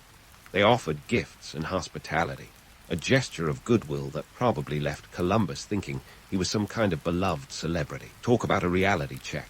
This encounter wasn't just a meet and greet. It was a complex dance of power and negotiation. The Taino aimed to incorporate these strangers into their existing trade networks. They were curious, sure, but also strategic. After all, a good diplomat knows how to play their cards right. Columbus, on the other hand, was busy scribbling in his journal about the potential for conquest and conversion, blissfully unaware of the intricate societies he was rubbing shoulders with. Let's talk numbers for a second. When Columbus touched down in 1492, the Taino population was estimated to be in the hundreds of thousands across the Caribbean. They had a sophisticated society with a rich culture, including intricate social hierarchies and a thriving agricultural system. Cassava, sweet potatoes, and maize were staples of their diet, grown with methods that showed a deep understanding of their environment. Meanwhile, Columbus was trying to make sense of the landscape with his outdated European mindset, thinking he could just plant a flag and call it a day. Fast forward a bit, and Columbus's reports back to Spain painted a picture of endless bounty and eager converts. It was the kind of story that made European monarchs drool. But here's the catch. The Taino had no concept of land ownership as the Europeans understood it. They lived in a society where the land was a shared resource, not a commodity to be bought and sold. Columbus, of course, missed this memo and saw only an opportunity for exploitation. The Europeans were like kids in a candy store, only the candy belonged to someone else. While the Taino were dealing with these maritime gate crashers, the Powhatan Confederacy in what is now Virginia was preparing for its own encounter. Picture this. It's the early 1600, and the English have just set up shop in Jamestown, convinced they're about to strike it rich with gold. Spoiler, they find no gold and almost starve to death instead. If the Taino were the welcoming committee, the Powhatan were the wary hosts, eyeing these new arrivals with a mix of suspicion and opportunity. The Powhatan Confederacy, led by Chief Powhatan, was a formidable force. With a population of about 15,000, they controlled much of the region through a network of tributary tribes. Powhatan himself was a shrewd leader, understanding the value and danger of these European settlers. He knew that the English were struggling, and he used this to his advantage, negotiating terms that would benefit his people while keeping the newcomers in check. It was a classic case of keeping your enemies closer. This was no simple picnic in the park. The Powhatan had to balance diplomacy with defense, ensuring that the English didn't overstep their welcome. The English, meanwhile, were busy riding home about the supposed riches of the New World while dealing with the harsh realities of their new environment. They were out of their depth, relying heavily on the Powhatan for food and guidance. It was the Powhatan who taught them how to cultivate maize and other native crops, essentially saving them from their own ignorance. But of course, the story doesn't end with a happy trade agreement and everyone holding hands. As the English settlers grew in number and ambition, tensions escalated. The Europeans' insatiable hunger for land and resources clashed with the Powhatan's efforts to maintain their territory and autonomy. This uneasy relationship would eventually lead to conflict, but not before the Powhatan had demonstrated their diplomatic prowess. They were masters of realpolitik, navigating the treacherous waters of colonial ambition with a mix of caution and cunning. Now, let's take a moment to bust a few myths. It's tempting to romanticize these early encounters as simple tales of noble savages and benevolent explorers. But the reality was far more nuanced. The Taino and Powhatan were not passive victims. They were active participants in a complex game of diplomacy and survival. They understood the stakes and played their hands with skill, even as the odds were stacked against them. The Europeans, far from being the omnipotent conquerors of legend, were often clueless and outmatched, fumbling their way through interactions they barely understood. This is the messy reality of history, a tangle of intentions, misunderstandings, and shifting power dynamics. It's not a story of black and white, but of shades of grey, with no clear heroes or villains. The Taino and Powhatan were not waiting for salvation. They were navigating a world that was changing before their eyes, adapting to new challenges while holding on to their identities. Their stories are a testament to resilience and ingenuity, a reminder that history is not just written by the victors, but lived by those who dared to survive. As the sun sets on this chapter of early encounters, keep in mind that the story is far from over. The European guests were here to stay, and the dance between native societies and colonial powers was just beginning. The Taino and Powhatan set the stage, showing that diplomacy and curiosity were powerful tools in the face of unprecedented change. What comes next is a saga of conflict, adaptation, and cultural exchange that would shape the continent for centuries to come. So, stay tuned, because this historical roller coaster is just getting started. And so the saga continues. As the European settlers dug in their heels, turning temporary lodgings into permanent addresses, the plot thickened. And by that, I mean, it got about as thick as the stew you'd make from foraged roots and wild game. Rich, complex, and capable of surprising you with every bite. Native American nations weren't just sitting around waiting for the next boatload of Europeans to roll in with their strange new diseases and even stranger fashion sense. Let's talk about alliances, the kind that make Game of Thrones look like a friendly game of Monopoly. Take the Huron-Wendat in the Great Lakes region, for instance. By the mid-17th century, they had formed a strategic partnership with the French. This wasn't just a handshake deal. It was a full-on bromance built on mutual needs. The French were after fur, especially beaver pelts, the 1600s version of a luxury item, which they traded for European goods. Meanwhile, the Huron-Wendat used this partnership to gain an edge over their traditional rivals, the Iroquois Confederacy. But wait, there's more. This wasn't just about swapping pelts for parts. Huron-Wendat and their French allies were part of a complex economic network that stretched across the continent. We're talking thousands of miles of trade routes, a veritable Amazon prime of the pre-colonial world, with delivery times that put modern shipping to shame. Yet with every alliance, there was a catch. Ties with European powers meant getting dragged into their conflicts, like a friend who invites you to a party and then leaves you to deal with their ex. The Iroquois, armed with Dutch firearms, launched a series of attacks known as the Beaver Wars, seeking to control the fur trade and expand their territory. It's a classic tale of supply and demand, with the Iroquois Confederacy playing the role of the ambitious startup looking to disrupt the market. And disrupt they did. In a series of bloody conflicts, they managed to displace several tribes, leaving a trail of broken alliances and shattered communities in their wake. But let's not paint them as mere villains. The Iroquois were playing the hand they were dealt, navigating a world where survival meant adapting to a rapidly changing landscape. And speaking of adaptation, let's not forget the Cherokee. By the early 18th century, they had become experts at playing both sides of the colonial game. When the British and the French went head-to-head in the French and Indian War, the Cherokee initially sided with the British. Not out of sheer loyalty, mind you, but because they were savvy enough to see which way the wind was blowing. They knew the British had the resources and manpower to tip the scales, and they wanted to be on the winning side, thank you very much. Yet, alliances were as fickle as a summer storm. The British, ever the charming guests, managed to sour relations with the Cherokee, leading to the Anglo-Cherokee War. It's a reminder that not all alliances were built to last. Sometimes they were more like seasonal flings, intense but ultimately doomed. Now, let's pivot to the southeast, where the Creek Confederacy was busy weaving its own network of power and influence. The Creek were masters of the art of negotiation, balancing relationships with both the French and the British like a seasoned tightrope walker. They understood that in the world of colonial chess, sometimes you had to sacrifice a pawn to protect the king. So they played their cards close to the chest, making sure that no single European power gained too much influence over their territory.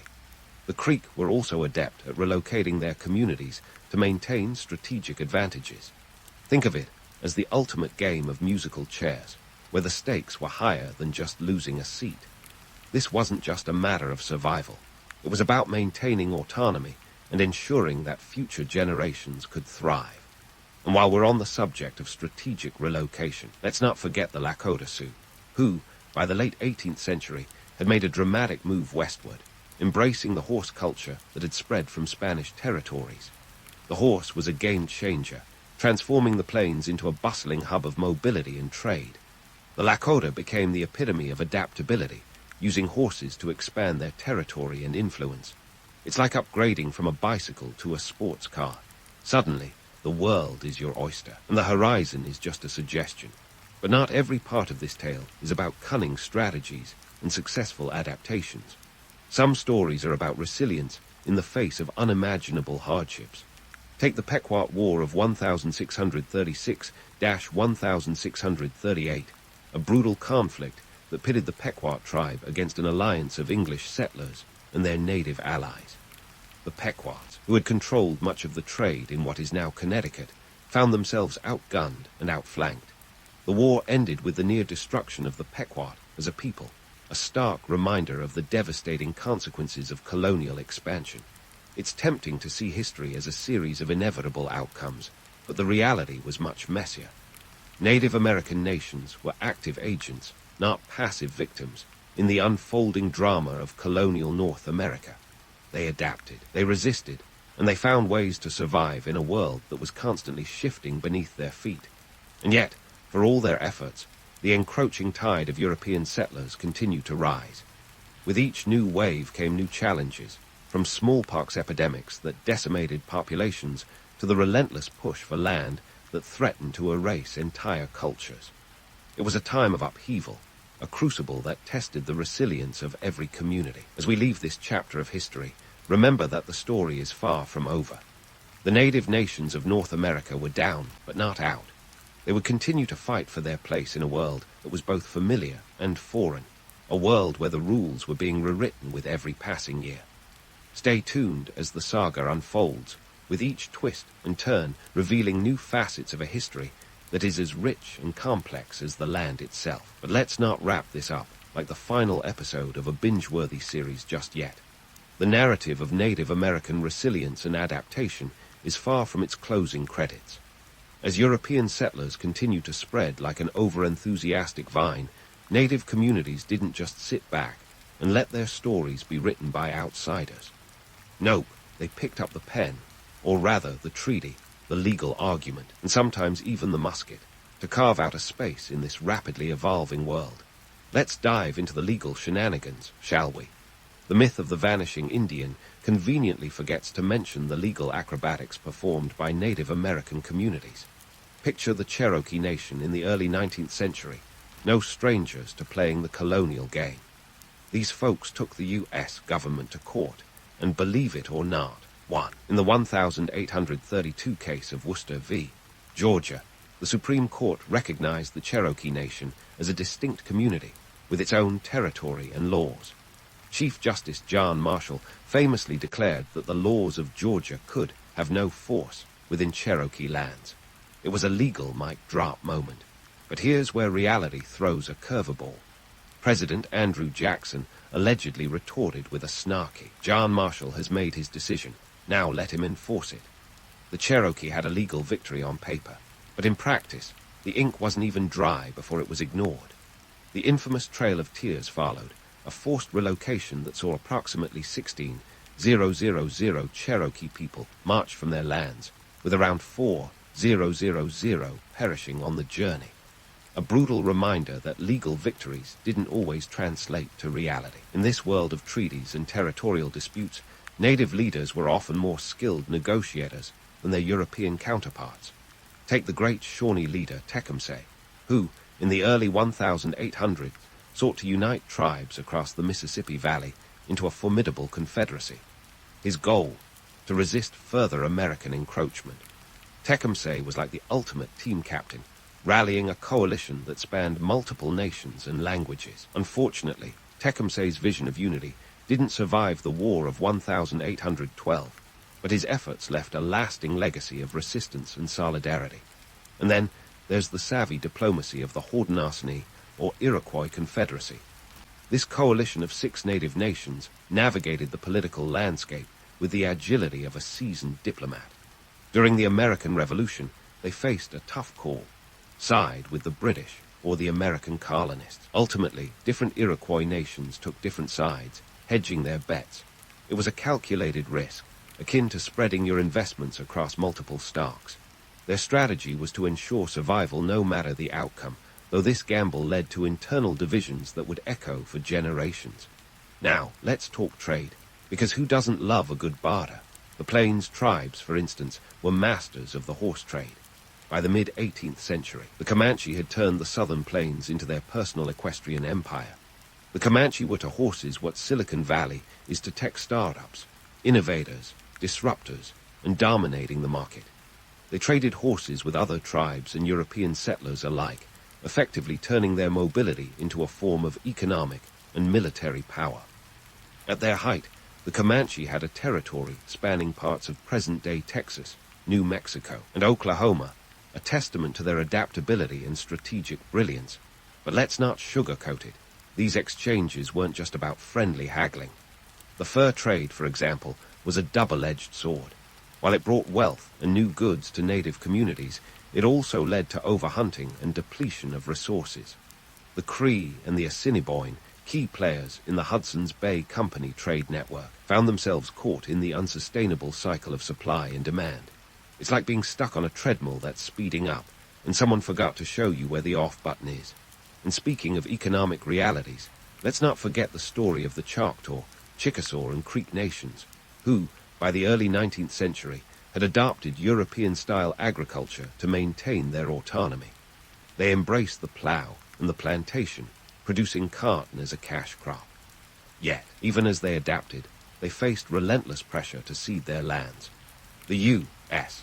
government treated these native nations like the final frontier of manifest destiny, pushing them westward with promises that were as empty as a politician's campaign pledge. As we peel back the layers of myth and reality, it's clear that Native American history isn't a tale of disappearing cultures waiting for the curtain call. It's a complex, ongoing story of resilience, negotiation, and adaptation. Native communities didn't vanish. They evolved, often using the very tools of European powers, laws, trade, and diplomacy, to fight for their place in a world that was constantly redrawing its borders. So, as we leave this chapter hanging on the cliff of history, remember that the saga of Native American resilience is far from over. The next act promises more twists, with native nations continuing to navigate a landscape where the only constant is change. Stay tuned, because the story is just heating up, and you won't want to miss what comes next. So here we are, diving into the modern legacy of Native American societies, a saga of survival and reinvention that makes Hollywood underdog stories look like a slow day at the office. The strategies and resilience honed during those colonial encounters didn't just evaporate into the mist of history. No, they morphed, evolved, and found new life in the contemporary struggles and victories of Native American communities. It's like the ultimate game of historical telephone, where the message changes, but the core resilience remains. Fast forward to today, and you'll find Native American tribes employing a mix of old-world wisdom and New Age savvy to navigate the ever-complex landscape of modern America. Take, for example, the Navajo Nation, the largest federally recognized tribe in the United States, sprawling over 27,000 square miles across Arizona, Utah, and New Mexico.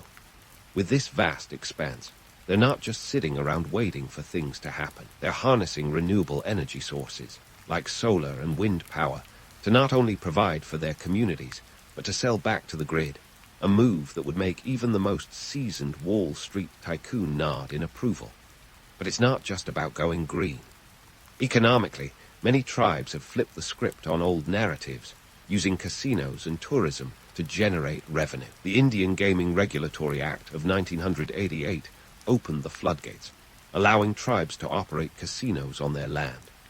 Today, tribal casinos rake in over $30 billion annually, with the likes of the Mohegan Sun in Connecticut and Foxwoods Resort Casino standing as empires of entertainment. It's the kind of poetic justice that would make the European settlers of yore spin in their graves, Native Americans turning the tables and cashing in on the very land that was once fought over.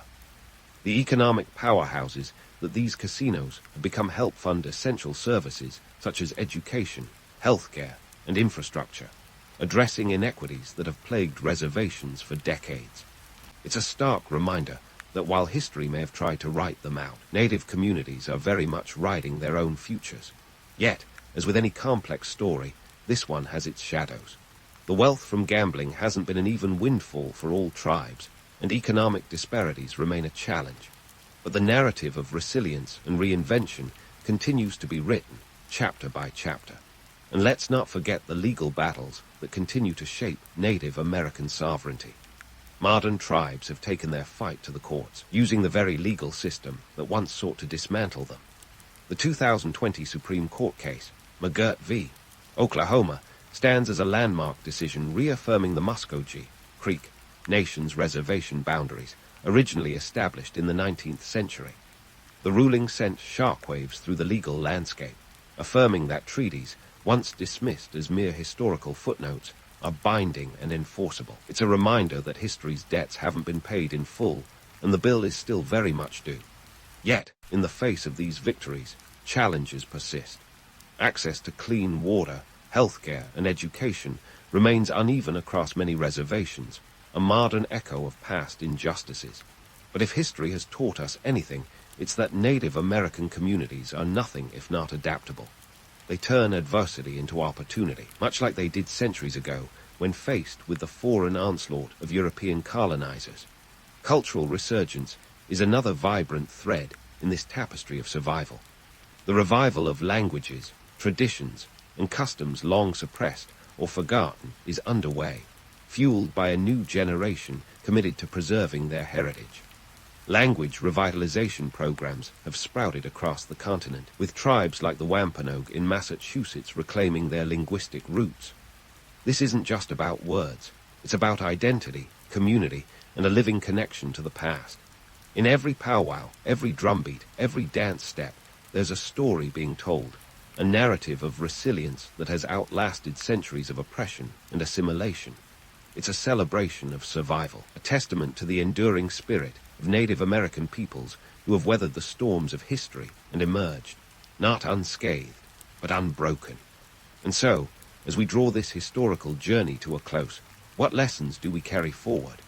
Perhaps it's the understanding that strength and survival often come from the most unexpected places, that in the face of overwhelming odds, unity and adaptation can carve out a future from the hardest of stones. The story of Native American resilience is far from over.